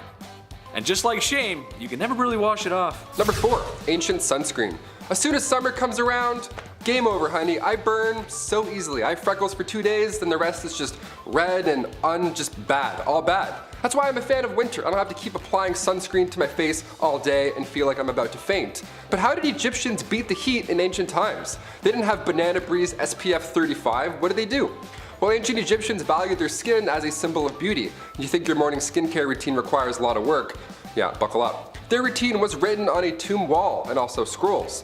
They used rice bran containing UV absorbing gamma oryzanol, and that was used to block the sun off. Jasmine as well helped repair sun damage. Just some chick named Jasmine, she was like, don't look at it, just stop. Ancient Greeks used olive oil as sunscreen, which as far as UV protection goes, did absolutely next to nothing. You'd be burnt and dehydrated, but you know what? Tan line, so. Number 3, Red Dead Bandage. America 1864. There's a polite disagreement between North and South whether the South should be still using YouTube's least favorite S word as a business practice. The verdict? It wasn't very nice. That aside, the Southern states fought hard for a very stupid reason. Idiots. Such a hard fight in the fact that it was taking a serious toll on everyone. Specifically the Southern economy and civilians who got caught in the raw end of the deal. The war was a huge cost of life and money for both sides, but the South just didn't have the same resources the North did. So, after years of fighting, things weren't looking too good. An example of this was the South washing and reusing bandages as supplies were low and casualties were high. This might be hard to stomach, but that's just what happened. Nurses washed the blood off of blood-soaked rags and bandages to reuse simply because there was no supply. I don't have to be a doctor to tell you that reusing bandages in a time before antibiotics is a bad idea. It might be better to just not have a bandage in that case at all, as the chance for infection would significantly increase. Dutch, you got any fresh band-aids over there? I scraped my knee fighting with Micah. Hurts real bad. Maybe get John to kiss my boo-boo better. Number 2, ancient socks. Somebody got me socks as a gift over the holidays, and let me tell you, still the best thing you can get. Socks and lip balm, you can do anything you want. Game over. Socks in ancient Greece were not the right and left neon green athletic socks that you have today. No, not even close. Socks came around in the 8th century BC, made fresh from, you guessed it, animal hairs. Yeah, it was gross. This actually led to Romans tying animal skins around their feet and then tying them up. Cut to the 2nd century AD in ancient Rome, the sock game got real. Romans began using fabrics instead of animal skins, and it was softer, lighter, and all that jazz. And then later on in the 5th century, socks were worn only by the most holy. Socks were associated with the church, and they were considered a symbol of purity. Yeah, you heard it. Socks would go all the way up to your leg. A little different than the New Balance ones we have now that just go up to your ankle that, fall off when you're halfway to work and then make you really upset. I have one right now. I'm gonna go figure it out. Number 1, heavy stomach. We as humans need food and water to live. Water honestly being number one. I mean, I could eat a little bit more, but water's more important. But it is what it is sometimes. People in the past had no choice but to build water pipes out of lead. Sure, maybe it wasn't common knowledge that the lead was toxic, but a lot of people did know. So that's why all the cities that sparked up during the Industrial Revolution were built with such. Lead as a material did make sense as it was cheap and easy to use, so that simply outweighed the health risks of lead poisoning. Lead was a common material in other products as well. But when your drinking water is supposed to be fresh, maybe it's time to spend a little more so we don't end up, spending a lot more on healthcare for lead poisoning. After years of being underground, the pipes corrode and leak toxins into the water stream. It's why in older cities, a lot of time and money is spent today replacing old pipe infrastructure. To me, it's a classic case of, let somebody else deal with it, I'm sure it's fine. Well, I'm off to go work in a completely safe asbestos factory. I'm sure there's nothing wrong or bad in there. Number 10. Snake eyes. Well, not exactly snake eyes, but after extended use of belladonna drops in the eyes, you would probably wish that a snake bit you in the eyes. Belladonna is poisonous. It's a no calzone, red flag, but yet it was still used by Egyptian royalty. Basically, the drops of poison would dilate your pupils, and that would be considered to be beautiful. For some reason, I guess, okay. Extended use of the drops had terrible side effects for the user, blindness being one of them. You gotta remember, folks in this time have no social security, and the best doctors can do for you is tell you to go take a bath in crocodile dung. And to pray to the gods for more, I guess. Sure, okay. So to avoid that tragedy, go for the natural look and avoid the eye drops. You'll thank me later. Number 9. More eye stuff. Thought I was done with the eye stuff? Well, guess again, amigo. I ain't done yet. I've got lots more to say about that. Okay, maybe a little. Eyeshadow and eye color. Some ladies today would say no special outfit is complete without it, and honestly, I have to agree, ladies. Sometimes y'all do some stuff with your eyes that makes me say, damn, you look good. Damn, you look good. However, some ladies might be cautious to slap some color on their face if they knew the origins of the product. As for the royalty of Egypt, eye makeup was in. Seemed to be a trend. However, they weren't so cautious of where their makeup got its origins. Egyptian eye glitter had 2 key ingredients: applicable powder and bugs. Yeah. You know the super colorful ones that are like really big and you wouldn't want to be around? Yeah, those, beetles, scarabs, and pretty much anything you could find. They would then crush them into a heavenly pulp and smear it all over their royal faces. I have issues with spiders and wasps as it is. I have no interest in wearing them whatsoever. I actually hate wasps. That's just, even just crushing up a bunch of, and just, this is good.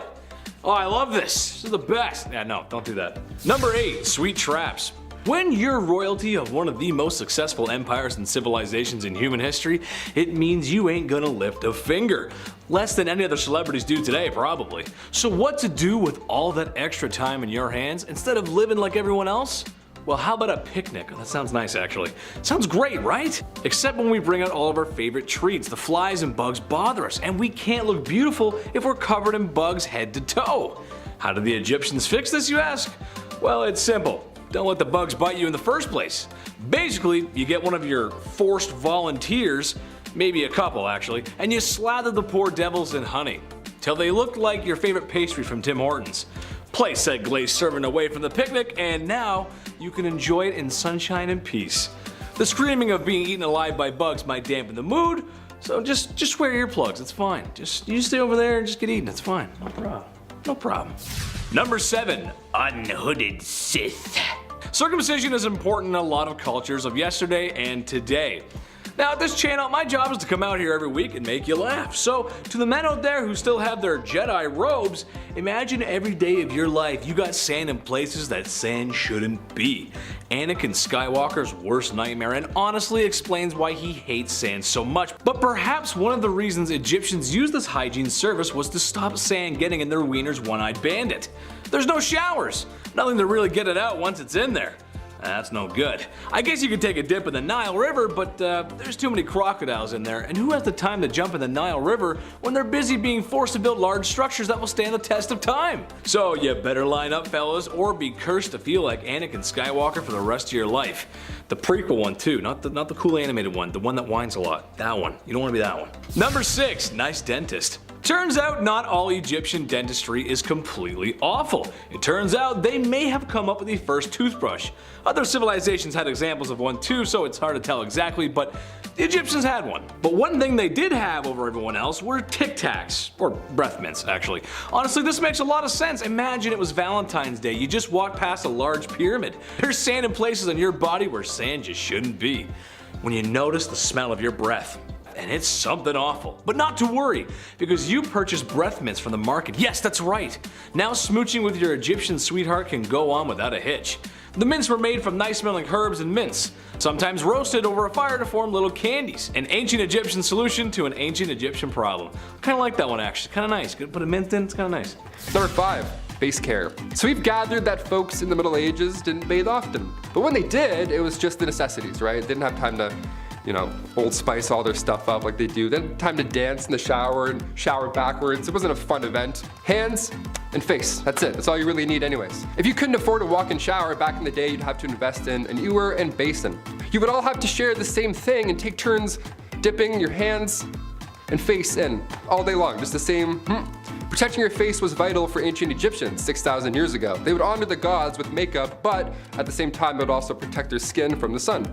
We love that. Today we have like SPF creams. I'm like, this is nothing, this is no fun. Ancient Greeks would use oils to clean their face, and they would later scrape it off. And in the 1700s, many believed in saunas and sweat cleansing. The number one trick to clear skin, you guessed it, milk baths. Milk is really the name of the game for this part 7, eh? Wow. Goat milk mouthwash, milk baths. I'm gonna go milk a cow after this video. Just because, feels right.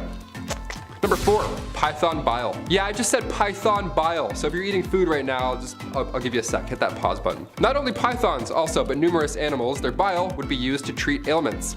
Ulcers of the female genital area, yeah, that's what the doc was giving you. Python bile. Have fun. Ancient Chinese physicians would also hand over some elephant bile as well if bad breath was bringing down your game. Elephant bile mixed with water would get rid of halitosis. Honestly, any type of bile, just count me out. I just won't brush. How's that? Taylor, why do you have bad breath? Oh, have you seen the alternative? That's why, Mike. That's why. I almost tripped, but that's why. I almost broke my leg. I'm upset about bile. Number 3, malaria. Perhaps one of the most bizarre ways to treat one disease definitely is by getting another. If you suffered from syphilis back in the early 1900s, there wasn't really much help you could get. That was until Austrian physician Julius Wagner Jauregg came along. He received the Nobel Prize for this discovery, and as bad as it sounds, it's honestly quite the breakthrough. Julius discovered that malaria-induced fevers were the key to treating syphilis.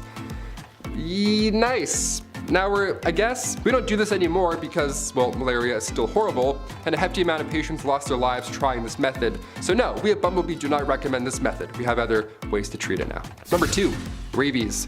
It's a part 7. Let's talk about rabies. Might as well. This is a haunting list so far. Pre-rabies vaccine, I mean, what the hell did we do? Before 1885, that's when French scientists Louis Pasteur and Emile Roux, they developed the first rabies vaccine. We were pretty much SOL if a rabid animal were to bite you beforehand. I mean, one of the leading theories to prevent the spread of rabies was to not let your dog outside while there was a full moon. That middle-aged bull where every remedy just sounds like a side quest in Skyrim, that kind of stuff. Oh, you'll need 1 egg and 2 pigeons. I'm like, what? I have strep. What are you talking about? In 16th century Europe, it was a literal joke if you had rabies. Doctors quite literally told you to ingest 40 grains of ground liverwurst and wash it down with 20 grains of pepper and a half pint of milk. That's it. That's how you cure rabies. That's how you do it, I guess. You gotta ingest that each morning for 4 days in a row. Oh, and you also need to have a cold bath every day for a month. Imagine if this really was the only solution, even today. Just cuts to us in 2022 with iPads, technological advancements, we're creating new vaccines, but in order to cure rabies, you still need to slam some milk and have a bath. It's like, yeah, that's the only way. That's the only way we've done it so far. Hygiene history is insane. I'm gonna push for a part 8. Hit that thumbs up so I can keep talking about this nonsense. This is insane. I learn something horrible every day here. And finally, number 1, electricity.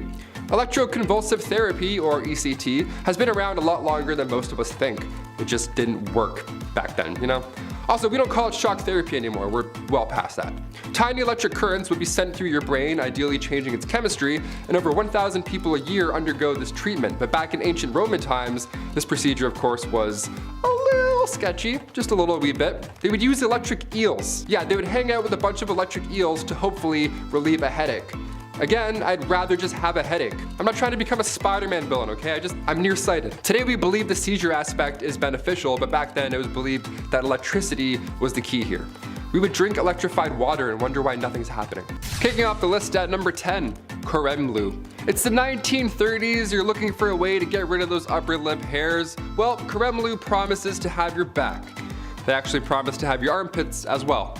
Yeah, armpit hair and upper lip hair. Gone. For good, you say? Wow, that sounds absolutely lovely. Just don't read the fine print. Don't flip it and zoom in. Don't zoom in. This cream was applied to the upper lip, but side effects caused hair loss all over your body. And sometimes users would suffer from paralysis. It was on the market for $10, which back in the 1930s, that's a lot. Like for hair removal cream, that's a lot. Those are like Beats headphones? What is this?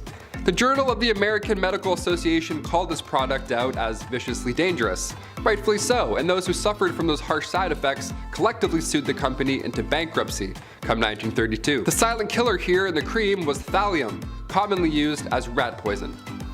That ought to do it. Number 9, ancient birth control.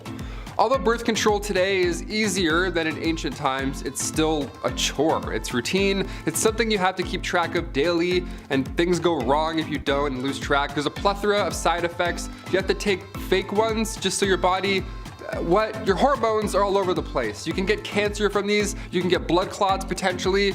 There's very little research on long-term effects for birth control pills. And also, I'm speaking not from experience. There's no birth control pill for guys. This is wildly unfair.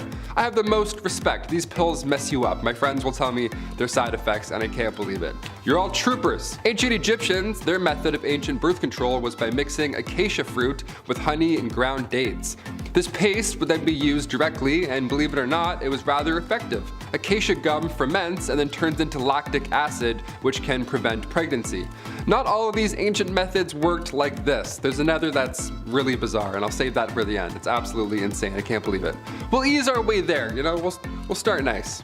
Number 8, lash lure. Turning the calendars back to 1933, the year FM radios and drive-in movie theaters were introduced, and as well as the horrifying and deadly mascara, lash lure. This 1930s cosmetic contained a chemical, p-phenylenediamine. That's how you know it's bad, when you can't even pronounce the thing. This mascara left blisters all over your face, your eyelids, the whole thing. It was really bad. There was eventually a death in 1933. One woman sadly developed an infection, a bacterial infection, and then passed away. It was so bad that later that year, her before and after photos were used in an FDA display titled The Chamber of Horrors. It was a horrible incident, but a good way to get the attention from higher-ups, so something like this never happens again. Lash lure was then the first product in history that was removed from stores entirely, so it worked. We're in the middle of something kind of similar now, I think. Cigarette packages have those horrible side effects to smoking right there on the packaging. The girl with the face. Could we see the day smoking is outlawed? I don't know, I feel like we're close. It's caused quite a few more deaths than lash lure, that's all I'm saying. Number 7, bad toothpaste. Doramad toothpaste was advertised in the 1920s. The ad shows a blonde lady with a lovely smile. Some would even say glowing. Right below reads Doramad radioactive toothpaste. Radioactive toothpaste. That sounds bad. I've played enough Fallout to know that radioactive toothpaste probably isn't a great product, especially to put in and around your mouth. It even loudly advertises its radioactive ingredients. Can you imagine this? Increase the defense of teeth and gums. The cells are loaded with new life energy. Good gums don't bleed, they actually glow. That last one I made up, but you can't tell, right? How insane is this? This secret ingredient to shinier smiles and brighter futures was thorium. The god of thunder does not brush with thorium. He uses it to polish his hammer. Yeah, it's very toxic. Number 6, Gorad's cream. Once advertised as a magic beautifier, doesn't that sound like a neat time? Gorad's Oriental Cream hit the market back in 1936. This cream was supposed to freshen up your skin, make you look lighter, younger, whatever Paul Rudd's doing, whatever his secret is, we're still trying to figure that one out. That sort of thing. But instead, this skin cream had one user ending up in a book that's very Chamber of Horrors style. This magic ingredient that was meant to magically make you beautiful had some magic mercury in it. Not something you want on your face, yeah, at all. The results were haunting. This woman had soon developed black gums, her teeth loosened, and dark rings appeared around her eyes and even her neck. Mercury poisoning is not fun. Number 5, urine deep. Turns out we used pee for a lot of things back in the day, and today we still do? Question mark? The Romans used urine to wash their clothes, and even more impressive / gross is the fact that they used urine to help with inflammation, burns, or skin disease. Yeah, pee was the #1 trick. Get it? Number one? Okay, we'll move on. Best way to whiten that smile was not a Crest white strip, but rather a facial mask dipped in the mellow yellow. Just pee. This is so gross. We mentioned on this channel before that Gladiator sweat was once bottled and then sold. Well, their pee as well was sold as this beauty product. Clean out those pores with a drop of Igor. Get it while it's hot, folks. This is extremely gross, obviously, but it does make sense. The ammonia in urine kicks stains away for good. That's why they would wash their clothes in the same way.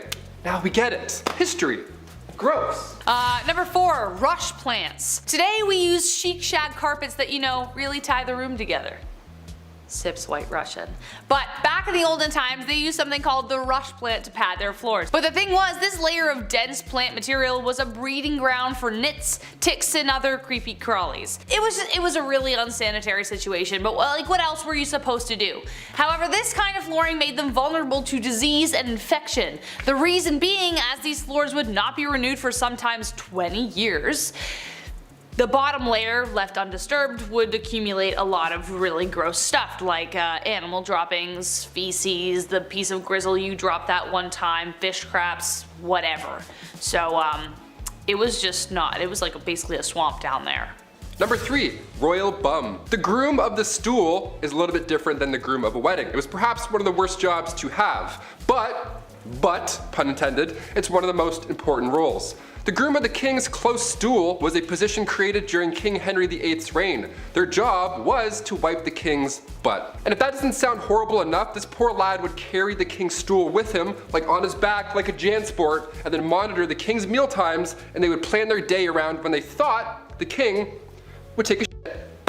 I would be so anxious if a guy wearing a box toilet was just hanging out near me. He's like, hey, you feeling alright, boss? You good? You feeling full? That was a lot of bread earlier. You sure? Alright, take 5. Just, I don't know. Just take a look. I don't know. I'll let you be. Just jump. You must be thinking, what poor soul got stuck with this job? Well, this job was an honor, my friend. Sons of noblemen were awarded this role. You would get pretty close to the king, I mean, obviously, but as time went on, these grooms became secretaries to that king.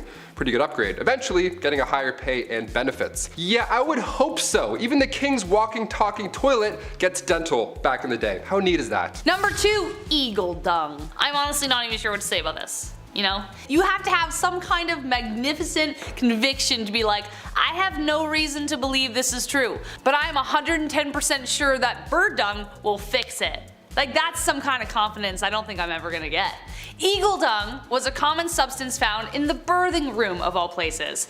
It was often rubbed in to alleviate the pain, most often accompanied by rose water, because who wants to smell that while they're bringing life to the world? No one, obviously. Obviously that didn't work, and the bacteria from the stuff probably didn't help their recovery either. They also used to place amulets and charms on the stomach to speed contractions and put coriander on the thighs. Coriander was believed to attract the baby out of the womb. A risky move considering people either love or hate coriander. There's no in between. It either tastes like soap or it's the best thing you've ever had. If the delivery was proving difficult, they would open cupboard doors, untie hair, and perform other metaphors to help the mother deliver easier. But it's the eagle dung that really gets me here, folks. I have no excuse for them. Number 1, the dirty dead. What feels like a never-ending maze, the catacombs under Paris stretch for hundreds of miles. They're a big tourist attraction obviously today. Horror movies have been made about these catacombs, just these walls of skulls, but where did they come from? Why were they put there? Also, how bad was that smell? See, originally the tunnels were built for Paris stone mines, but near the end of the 18th century, its purpose started to shift.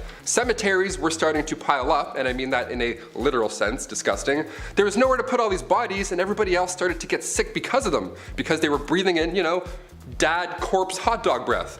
They didn't quite know how to handle the dead in a clean way, so they just wanted these bodies out of sight and out of mind. So all these dead bodies that were laying in alleys or on the side of the road, they were gathered and then tossed under the city in these tunnels. These tunnels have been there for centuries before them, so you might as well put them to good use. And by good use, I mean let's just stack skulls in an orderly fashion and terrorize civilians for centuries to come. Beautiful. Number 10, the switchblade comb. A leather jackets, smacking jukeboxes, and a switchblade knife. Nobody was cooler than the Fawns on Happy Days. Well, maybe your uncle. Everybody has a cool uncle. But something I just think is silly, or something a lot of men probably use today, or at least the super cool guys who have no idea what or who the Fonz is, the switchblade comb. Basically, it's the same thing as a switchblade, but instead of a small blade, you got something to comb your hair with. Because when you're a man, you have to look fresh and tough at the same time. Trust me, ladies, it's how we operate. Gotta look tough, gotta look mean. And kick the jukebox, ayy. Number 9, the ball jacuzzi. I don't know about you guys, but there is nothing better than a nice hot tub. I'd like to say I spend a lot of time in hot tubs with cute girls. However, due to my financial situation, most of the hot tubbing that I've done has been at public pools where I shared a hot tub with older Italian and Greek men who I swear were still wearing sweaters. But that was just their hair. Speaking of hair and saggy skin, meet the Tescuzzi, a tiny hot tub for the piscadille and 2 matzo balls. Hey, I understand, your undercarriage has to stay clean, and honestly, I would love one. Chris and I were talking about we want one. We might even share one, who knows? Number 8, the all-in-one. Alright man, this one goes out to us, the manly men, the dads, the sons, the brothers. The men who work all day and night and still have time for their family. I appreciate you and I see you, brother. Want to know why we have so much time, ladies? Well, that's because we've cut back on time in the shower with a very 5-head invention. We call it body wash, or face wash, or shampoo, because we use it for everything. 3-in-1, yes, that's right. If we buy a body wash product, that means it will be used all over our bodies. No time for L'Oreal Pantene or that purple shampoo with the kangaroo. We speedrun shower so we can get back into doing the things that you ladies love. Like not putting the toilet seat down. Number 7, king of the porcelain throne.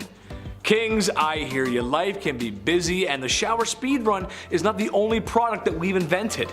Here's another shout out to all my kings who take extra time while sitting upon the porcelain throne. I salute you. Yes, that's right. Besides doing the hygienic process of evacuating one's bowels, we take a mental health break in the bathroom. A time to check in, relax, take inventory, and take a breath of some not so fresh air, especially if you ate Taco Bell the night before. Is it strange to sit there in that situation? Perhaps, but like any other guru, we need a space to feel our spirituality. Would Yoda be Yoda if he didn't meditate? Sit on the toilet, I will. Number 6, the beard apron. This is just so smart and I'm seriously considering buying one because this is the bane of my existence. Sometimes the lumberjack look is too much for me and the closer I get to looking like Chris Farley, the better. I think I have a great motivational speaker impression. Maybe I'll show you guys one day. We'll see. I don't know. However, when shaving my beard, I have nowhere to go and it's too cold in the winter to do it outside, so that's why this is so smart. Basically, it's an apron that you post up like a hammock. So when you're shaving down those chiseled cheekbones of yours, all the little hairs fall into the apron. That way your GF can't yell at you because there's no mess to be made. Necessity truly is the mother of all invention. Number 5, the Great Stink. The what? Oh, no, yeah, I read that right. The Great Stink of 1858 was an event in central London in the summer, during which the hot weather exaggerated and amplified the smell of untreated human waste and gunk that had washed up on both in and on the banks of the River Thames. The problem had been growing for years with an out-of-date technology and overflowing sewage system that emptied directly into the river. The stank was thought to have been the root cause of a number of contagious diseases and 3 outbreaks of cholera before it was agreed upon that a small problem was emerging. You think? Long story short, all the garbage, human waste, bloated bodies were all just washing up around the same time. Hey, I caught one! No, that's an arm. Okay. And just cooking in all that sun all day? I know what August feels like, and I've smelt my garage on garbage day, and I can't imagine the smell already in central London at that time. And for people to have complained so much that it was even stinkier, that's absolutely rotten. Number 4, nosegays. I was just thinking, where are all these inventions and blueprints on how to stop the smell? If you can knit metal into a crop top, you can cover your mouth and nose, can't you? Well, close enough. Nosegays were invented. Basically just big nose plugs one would wear day to day to drown out the smell of absolute filth.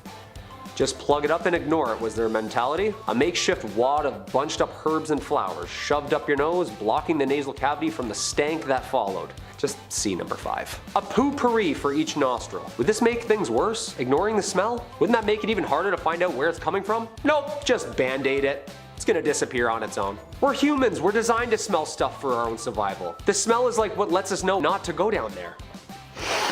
Oh, no. Like, wouldn't everything just smell like roses at that point? These people were trying to avoid the stinky streets because that actually meant that's where the infection and disease was actually hanging out. The blind leading the blind.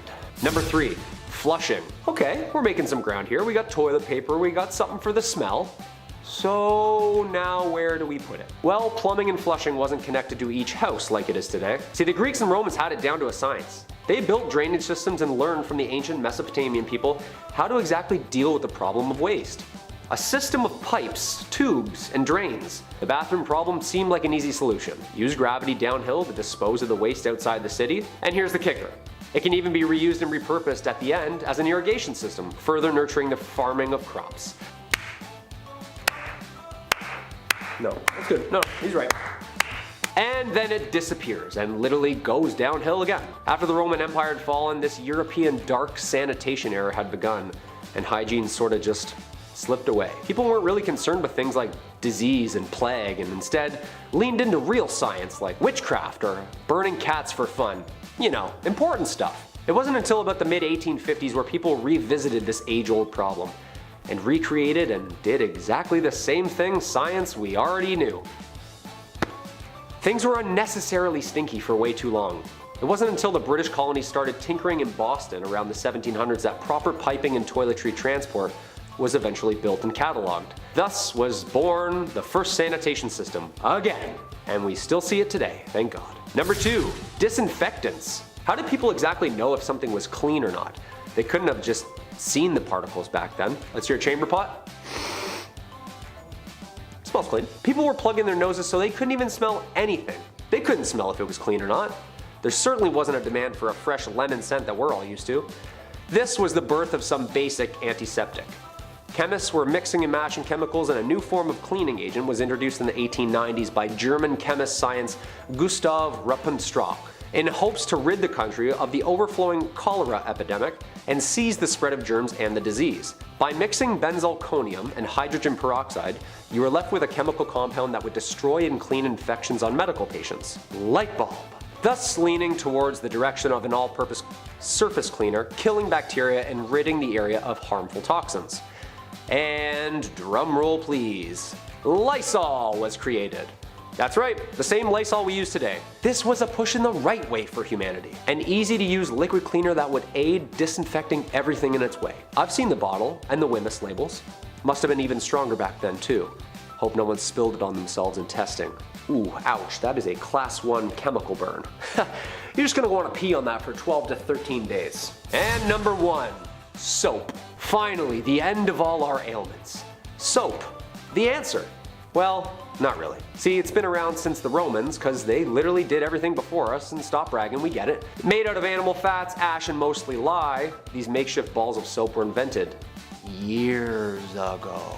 And then forgotten, and then invented again, and then forgotten again. Cleanliness was loose, remember, and it was almost uncool to believe in science, and it wasn't really until the mass production of this chemical detergent that it really stuck.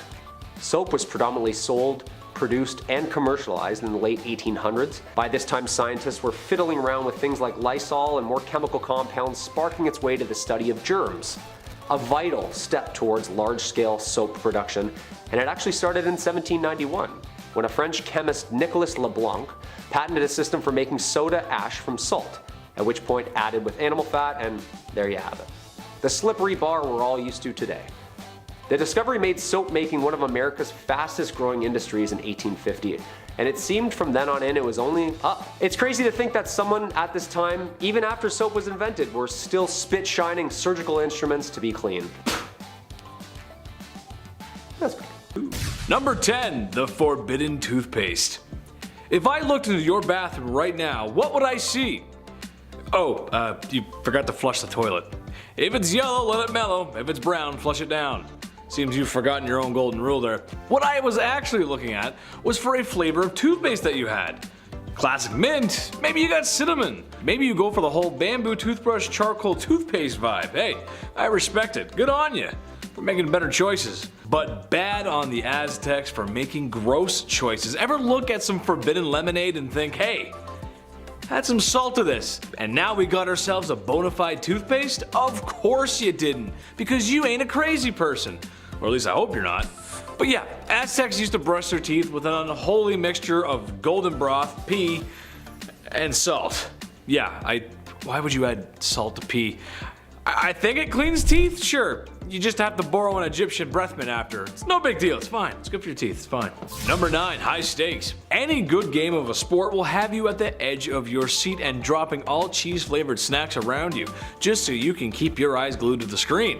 The Aztecs did not have access to such finger-licking good things like Doritos, but what they did have was a sport that was very high stakes. Maybe too high, actually. As if you didn't win, it could very well cost you your life.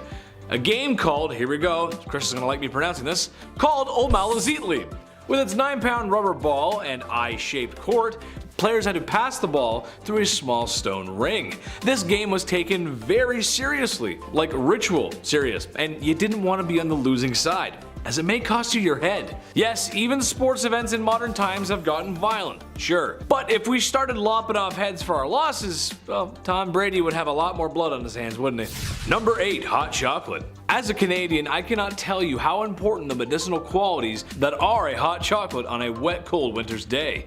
You've been slipping and sliding down a snow hill for hours, and your snow pants are soaking wet.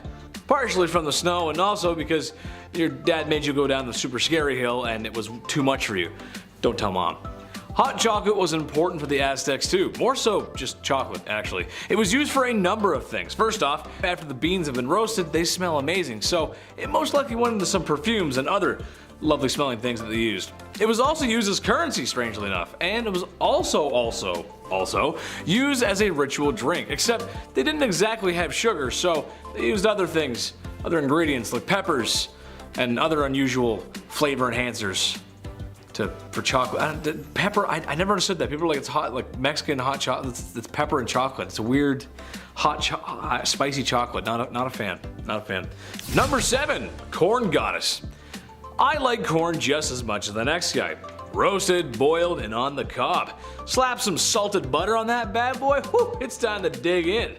Make sure you got the corn on the cob holders though. The little metal thingies that you'll probably end up stabbing yourself with later, that's just how it goes.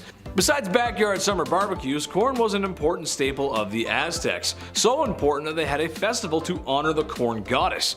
Which to me is kind of a lame thing to be a god of, but alright, let's run with it. Zilonan Festival had the women let their hair loose and green corn placed in it to honor the god, the corn god. A forced female volunteer was dressed as the goddess, and after many days of what I'm assuming is eating and worshipping corn, the forced volunteer was sacrificed by the people to once again honor the corn god. You'd think a bowl of corn would do the job, but no, she's got a lust for blood, so that means off with the head. Number 6, end times. We all know what ancient civilizations are like with predicting the future, or more specifically, predicting the end times. Mayans thought everything was going to fade to black in 2012. Did it? Some people really thought this was going to happen. I always thought that Buddy just didn't get around to finishing the thing, but hey, whatever works. Well, if it was real, why didn't the world end? Well, the Aztec answer to that was the new fire ceremony. Another ceremony, why not? Basically, every once in a while, things got a little crazy. It was a time to cleanse, a spring cleaning, if you will. People stopped working, destroyed household items, and at the end of a 5-day cycle, some priests would take a dude up a volcano and toss him in there like I toss away bad report cards from my mother. All this to prevent the end of the world. Virus, act of God, bad hygiene. Whatever it was, just good old-fashioned blanket solution. Number 5. Well, I didn't have any corn. Austin Powers reference for you. You know the character I'm talking about, I can't say it. Here's a hygiene product that just makes me question life. The very fabric of our existence. Whether it was the Big Bang or the almighty creator, there's just no way this was ever meant to happen. It doesn't make any sense. One day, somebody was walking along the Nile River and was unfortunate enough to step in crocodile droppings. Now, most people would say gross and move on. Oh, no, not the people of ancient Egypt. They felt the stinky, squishy unholiness on their feet and said, yes, we must bathe in this. And they did. They took the forbidden mud bath, the brown tsunami, the cesspit of no hope. You can call it whatever you want, really. It's horrible either way you look at it. Supposedly, it was meant to keep you young and beautiful. My only question would be, at what point did they realize poo baths were a mistake? Was it when they were smelling it and it was bad? Or was it when it accidentally got in your mouth or something like that and you're just like, oh what, what got that out of my mouth? That's the Scottish Egyptian, in case you were wondering. Number 4, waste removal. This one is kind of a broad stroke, but hear me out. There's no plumbing, no waste removal, and people kind of just go wherever they want. A lot of that unhygienic waste is kind of just laying about. However, the people of Egypt also had the advantage of the Nile River, which means they use that bad boy for everything. Transport, irrigation, a water source, and of course, a bathroom. Which, in case you didn't know, your source of water and irrigation should be two separate, they shouldn't go together, that's not good. This is a good explanation for the plagues of Egypt, besides the sin, bad sinners, no sinning. As years of that kind of negligent waste management are liable to make any pharaoh sick. Don't mix your water with the poo, don't do that, that's bad, don't do that. Number 3, sunscreen. This should come as no secret to anyone out there, but with my rosy cheeks and fair complexion, I would not do very well in the suns of ancient Egypt. Honestly, I don't know how Luke Skywalker lived on Tatooine with those twin suns. Without a little copper tone action, you know what I'm saying? The Egyptians had an answer to that problem, however. Not the whole living on Tatooine part, that just kinda sucks no matter what. Blue milk is weird. They had a makeshift sunscreen using rice bran extracts and a few other ingredients that were meant to help protect against the sun's rays. How effective was it really? Not sure, cause the only stuff I'm willing to test out is the real stuff. And if I get burnt, then I start peeling. And then somebody has to rub aloe vera all over me. Be right back, I'm gonna get some sun. Number 2, cursed craft dinner. You've got no plumbing in your palace, and it's time for dinner. So how does an Egyptian royal make his favorite pot of KD without water? I mean, if college kids can do it in their dorm room, surely they can master the art of post-secondary cuisine. Well, for some unlucky folks, it means taking a pot and walking down to that old Nile River. Almost like people rely on water or something, and take a big scoop of water and bring it back. But while you begin to scoop some water, you may notice someone is picking up crocodile dung. And people are bathing in the water. And to your left, there's a maiden washing clothes, and to your right, there's a man doing something I can't repeat on YouTube. Oh well, time to scoop some more water up and consume this clean, nice water at home. Oh, this is the best. Tastes like the village. It's nice. Number 1, pink milkshake. Does it still count as hygiene if you ain't breathing? I say yes. Besides the pyramids and maybe the Nile, mummies are the most famous things about Egypt. And in a weird way it is hygiene. Hygiene for the afterlife. When someone super important passes on, it's time for a little game of operation. Stomach, liver, intestines are removed and put into jars. You never know when you might need that next. The heart is left because it's the heart, and the Egyptians were die-hard poets, so you got souls in there, you gotta keep that. The most grim process to me, however, is turning the human brain into a forbidden milkshake by mashing it with a small spike and then draining it out in what must have been the grossest waterfall ever. Oh god, oh god, that's so gross.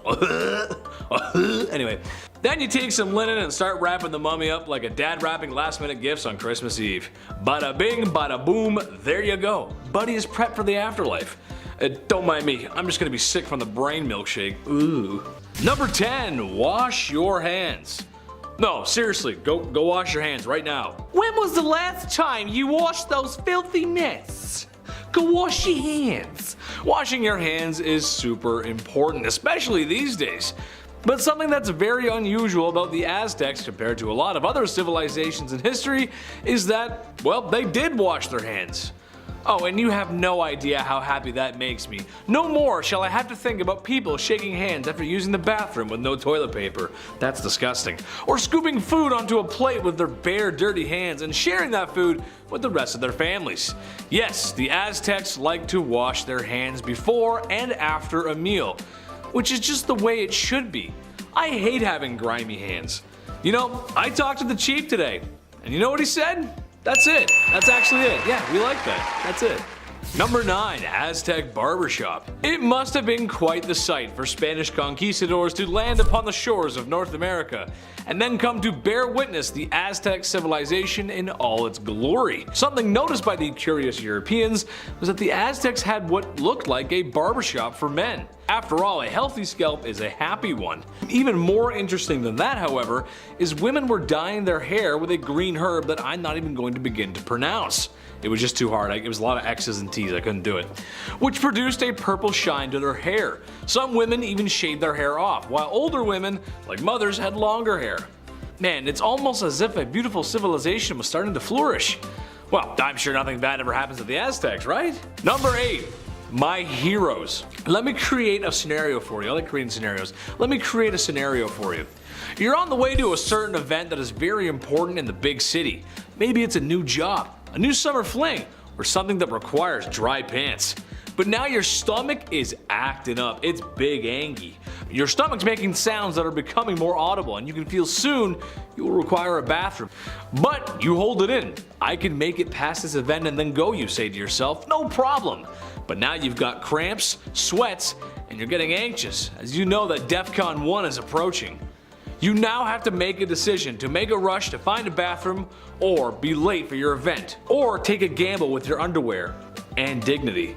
Yes, that is a feeling I know all too well, but perhaps I should have been living in the Aztec Empire, as they had public washrooms all over the city. That's just awesome. Oh, what sweet relief. As if that weren't the most unusual, they also had citizens cleaning the streets, which is pretty unusual for the time. Yes, cleanliness was very important to the Aztecs, and honestly, I think there should be public toilets on every street corner. Please, sometimes I gotta go. Number 7. Thirsty. After a trip to the public washrooms, you may need a drink of water to rehydrate yourself. I mean, come on. I know I could use some hydration after that. Sometimes it gets really sweaty in there. Well, it's a good thing that the Aztec cities had canals, and not just the kind of canals a small Italian gentleman drives a boat through on Valentine's Day, but canals that handled both transportation and irrigation. Aztecs knew just how important water was for life, but perhaps most unusual about the Aztecs is their night soil collectors, which honestly sounds like it's hiding something just in that name. Night soil. Basically, they were beta garbage collectors who used canoes to transport this night soil to farms for fertilizer. And yes, night soil is exactly what you think it is. Poop! But it's unusual for a civilization to be so conscious of where their waste goes. Don't believe me? Well, how about this summer we all get together, we all go up to New York City and take a dip in the Hudson River. Yeah, not many takers, didn't think so. They were doing their best with what they had. And if women don't find you handsome, they should at least find you handy. You know what I'm saying? Number 6, ye olde dentistry. Look, every time I find a decent dentistry fact, I slap that bad boy in here like a D-based infomercial host with a surprisingly effective kitchen gadget. You're gonna love my nuts. Remember that guy? This is just one of those facts. Do I have a fear of the dentist? No. No, I don't, because my dentist is nice and has all the modern amenities to make me feel at ease. A comfy chair, laughing gas, and putting Peppa Pig on the TV because I'm a big baby. Goo goo gaga. However, no amount of any of those things I mentioned can prepare you for the dentistry before the year 1900. It was crude to say the least, but hygiene is hygiene, and you gotta keep that mouth fresh and clean. Tooth infections were fixed with rubbing charcoal in the affected area, and if that wasn't enough, a super safe mixture of snake venom and vinegar was used. What? Okay. Who was the first guy that discovered snake venom had such healing properties? Probably the same weirdo who first milked a cow, if I had to guess. Aztec dentistry included fillings and tooth removal as well. Also, ladies of the evening dyeing their teeth distinct colors, so then you know, if you know. You know? Look at my red teeth, boys. Number 5, moss. We're halfway through, and I'll say it again. I'll remind you all again, I have the utmost respect for you ladies. As a guy doing this list and like writing this list, I mean the things you had to craft back then and then, you know, put, oh my lord. For example, going back to the 10th century, this was a time long before Tampax was ever even a thing. Women were forced to get creative when it came to personal hygiene. They had to just figure it out themselves and literally collect grass or moss, sheepskin lined with cotton. It was mostly moss all the time. You all are absolute troopers. If it wasn't moss, other solutions were small pieces of wood with lint wrapped around it. Number 4, Q-tips. If you haven't heard, Q-tips are not for your ears. Yeah, I thought this was a rumor. Turns out we're all lawbreakers. I use 2 at the same time if I'm in a rush. No, flip them. I'm a vigilante when it comes to Q-tips. Q-tips were invented in 1923 by Leo Gertzensang, right after his wife stuck cotton balls to the end of a toothpick. Kinda sounds like his wife invented Q-tips, but okay, we'll roll with it. From 1923 to 1926, they were named Baby Gays, and then Q-tip Baby Gays, and then finally just Q-tips. It's like a Sweet Baby Ray's, that barbecue sauce. Oh, so good. If they just called it Sweet Ray's, maybe they give it out to the baby, I don't know. You have to try and work it out. I don't know what the bit is, but I'm like, hey, that's a great sauce, and I just thought of that sauce. Baby Ray's, Baby Gays. Back in those days, Q-tips were dipped in boric acid, and they were intended to sterilize wounds. Yeah, and we're just out here like, my eyes roll back every time. I get way too deep. I get too deep where I'm like, oh, it's gone. Huh, there it is, magic, I'm a magician. After this, there were even Q soaps, Q oils, Q creams. It's like Apple, like iPad, iPhone, the other i stuff. So what's this rumor that they're not supposed to be in your ears? What's that about? Well, in 2008, Dennis Fitzgerald brought forward concerns about Q-tips and how they're really pushing earwax into your ear canal, leading to possible infections more than anything. When Cheeseboro Ponds bought the company back in 1962, they added a warning on the box, a warning that we and I gladly still ignore. Just talking about this, I'm like, oh, I'm gonna go clean my stuff out. I have Q-tips in my bag, literally, I'm always prepared. Always strapped. Number 3, hair removal trick. In the late 19th century, something called thallium actate started to sweep the nation. It was a hair removal method which even today is the talk of the town. Laser off that peach fuzz for good. Zerp, gone. Thallium was used back in the day, but originally thallium was prescribed for those who suffered with ringworm. But even so, thallium didn't do anything per se about the ringworm, it just caused the patient's hair to fall off. So the ringworm was then easier to find. I'd prefer a haircut if you ask me, but sure, thallium does the trick as well. Eventually, thallium was sold as a cream, a toxic cream. It should never touch your skin at all, and it's a face cream. Are you kidding? This thing was once rat poison as well, and now we're rubbing it around like it's Bath & Body Works Noel cream. It's my favorite cream, the green one. Oh God, gone in 2 days. This was outlawed, thankfully, in the 30s, but it had to get bad pretty first. Number 2, Aqua Tofana. Going back to the 1600s for this one. Also, if you're a murderino, you'll enjoy this bit of dark history. Aqua Tofana was a cosmetic that was sold to women in the early 1630s. It was a cosmetic that doubled as a poison. Yeah, sneaky, right? Some Assassin's Creed going on here. The origins of this deadly cosmetic that was sold and responsible for around like 600 deaths is pretty wild. So back in 1632, 2 women, Francesca Lasarda and Teofana D'Amato, they both created this poison. They worked together and created it so that when their husbands kissed them on the cheek, they would then be poisoned. But eventually Teofana was caught and executed for her crimes, but her recipe carried on through her daughter, Julia Tofana. She took this deadly recipe to Rome and then kept manufacturing it. Inside this cursed cosmetic was arsenic, lead, and belladonna. Colorless, tasteless, and one of the deadliest. And finally coming in at number 1, more ancient birth control. Okay, we kicked this list off catching up with ancient Egyptians and the aid of acacia trees and all that jazz. So I figured we'd end on a ridiculous birth control method from the ancient Roman days. Cyrannus, who was known as a Greek gynecologist back then, his idea for Planned Parenthood was not a good one. It was not a good idea. He wrote that after you bump uglies, in order to prevent pregnancy, the woman must squat and sneeze. First of all, no, not a chance, no, and also, if you're thinking about it, no. Secondly, who can sneeze on demand? I certainly can't. I had a really nice time tonight, cheers. That's not possible, no. Many methods from the past are questionable. In ancient China, it was commonly told that drinking hot mercury could prevent pregnancy. Yeah, leave mercury away from your body, that will literally kill you. Ancient Greeks would drink blacksmith water because they too thought the exposure to lead could prevent getting pregnant. This idea came back around World War I as well. Women were working in factories and actually trying to get exposed to lead. That was the whole idea. Bad. These are pretty dark, so I'll leave you on this one. In the Dark Ages, European women wore amulets made of weasel testicles to magically ward off pregnancies. Poor weasels. Black magic is the worst, isn't it? And coming in at number 10, baths. From bath bombs to jacuzzis, when did people exactly start warming up that cold river water to sit in for some R&R? Well, apparently the Romans were the first to think about warming her up. I don't really know if they had it in mind that warm water works better and faster to clean and rid of microparticles and had more of a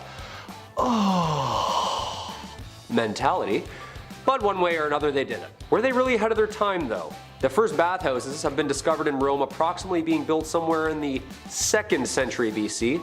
The first of its kind, from a river of cold water to the abundance of over 500 steaming prominent bathhouses. You could pamper yourself head to toe for a small price, small enough so that even the poorest could bathe. That's a lot of small business owners. Hottest water in town, step right up, step right up. The Romans came up with an idea to build a spa house thing which could be flooded and heated by the floor beneath it. With a giant fireplace inside the spa, it was lit by hand and blown through the vents under the floor. Damn, they were smart, huh? Hot and steamy and good for the body. And clean. Well, cleaner. The bathhouse was a technology of its own, and it seemed like humanity was headed in the right direction. No, they were not. Number 9. Wiping. Do as the Romans did. It's thought that these people thought of literally everything before us. Oh yeah? How about pogo sticks? Think of that? Huh? Pogo-initis? No, you didn't. Look that up, did they? Over the years I've had some pretty jobs, but nothing as as this one. Literally. Sire, would you like fronteth to backeth or backeth to fronteth today, sire? That's right, there was a job for that. People had to have had started wiping at some point, right? But who exactly and when? The groom of the stool, chief gentlewoman of the privy chamber. Call it whatever you like, we know what they did. So what exactly did they wipe with? Well, usually hay, sticks, fur, or even seashells. Every single one of those sounds itchy and terrible. I know what Charmin can do sometimes, and I can't imagine what a piece of oak could have done back then. Was there splinter taker-outers as well? I can't help but feel, although how painful and stinky it was, I'm sure there was at least one shared laugh, a little quality time spent with some royalty to say the least. Although this career is speculated, both King Charles I and King James I had them, so unless they decided they wanted to do that after them, someone must have continued doing it. I hope for a pretty penny at least. Those waste management dudes have pretty good benefits. Filing your taxes looking for a job description? Yes, here it is, wiper. Number 8, urine. Okay, is this just gonna be disgusting the entire time? Well, the answer is yes. History's pretty disgusting. Okay, this one is weird because right when we think we figured it all out, something jarring happens, like a jar of piss, and all the health benefits it had throughout history. I'm sorry, what? Well, at least they thought it did. In ancient Rome, not only was this liquid gold sold for, well, gold, it was often traded as a prominent good, sold for its multitude of healing purposes. You see, people have been using urine for thousands of years. That's right, this destructive, toxic bodily fluid could be repurposed, salvaged into many different topicals and treatments. From hair loss to your daily skincare routine, it was not only great for staining and softening leather made for shoes and clothes, it was a natural teeth whitener and antiseptic. That's right, from ancient Rome to as late as the 20th century, people have been tinkering and tailoring with their pee. Egyptians did it, Greeks did it. Urine is the body's natural antiseptic and was soon turning septic. Like the science behind this alone is what your buddy tells you know what I mean? Oh, rolled ankle? Yeah, just piss on it. Got ghosts? Just pee on it. The ailment for all your needs. Disgusting. Number 7, teeth. Invented in 1488 by Sir Robert Tooth. Okay, I'm joking. No. Teeth were never officially invented, but what we did for them and how we cared for them had people scratching their heads for the last millennia. We've all had a toothache at some point in our lives, so they must have had them back then. In fact, oral hygiene was utterly disgusting. I didn't brush my teeth after my coffee and I can already feel it. Ew. People's teeth were so bad throughout history that dentists were actually training and teaching each other what to do about the huge toothworm problem. That's right. Imagine worms growing inside your teeth. Well, due to the swelling and pressure, people thought there were actual bugs or evil spirits living within their sore tooth, serving them extreme pain. Nope, just an infection. You need a root canal. Oh, and actual worms and bugs living in the tooth. Yeah, you see this gray area right here? That's a ladybug, right? It's medieval England and things were pretty medieval. Right down to the surgery, and if you had an impacted wisdom tooth, well, that wasn't covered. England, 400 AD. People started this new trend of oral hygiene cleaning, but it wasn't spin brushes and floss, no, more like mint and vinegar and prayer. Just kind of swoosh it all around in your mouth and wipe your teeth with your shirt and call it another year. If you were lucky enough to rinse your mouth out at the time, then you could have saved yourself a visit to the medieval dentist chair. Well, actually just a slab of rock you sit up against and have a friend who's good at ripping. And there you go, buddy. Hey, wake up. The infection alone from the dirty tools going into your mouth is making me itchy. I feel like my breath stinks more now after I've read this topic. Anybody have any gum?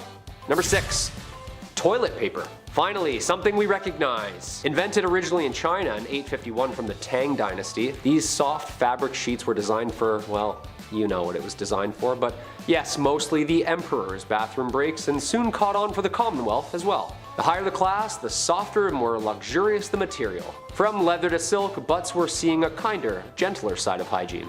2-ply bark versus 4-ply silk.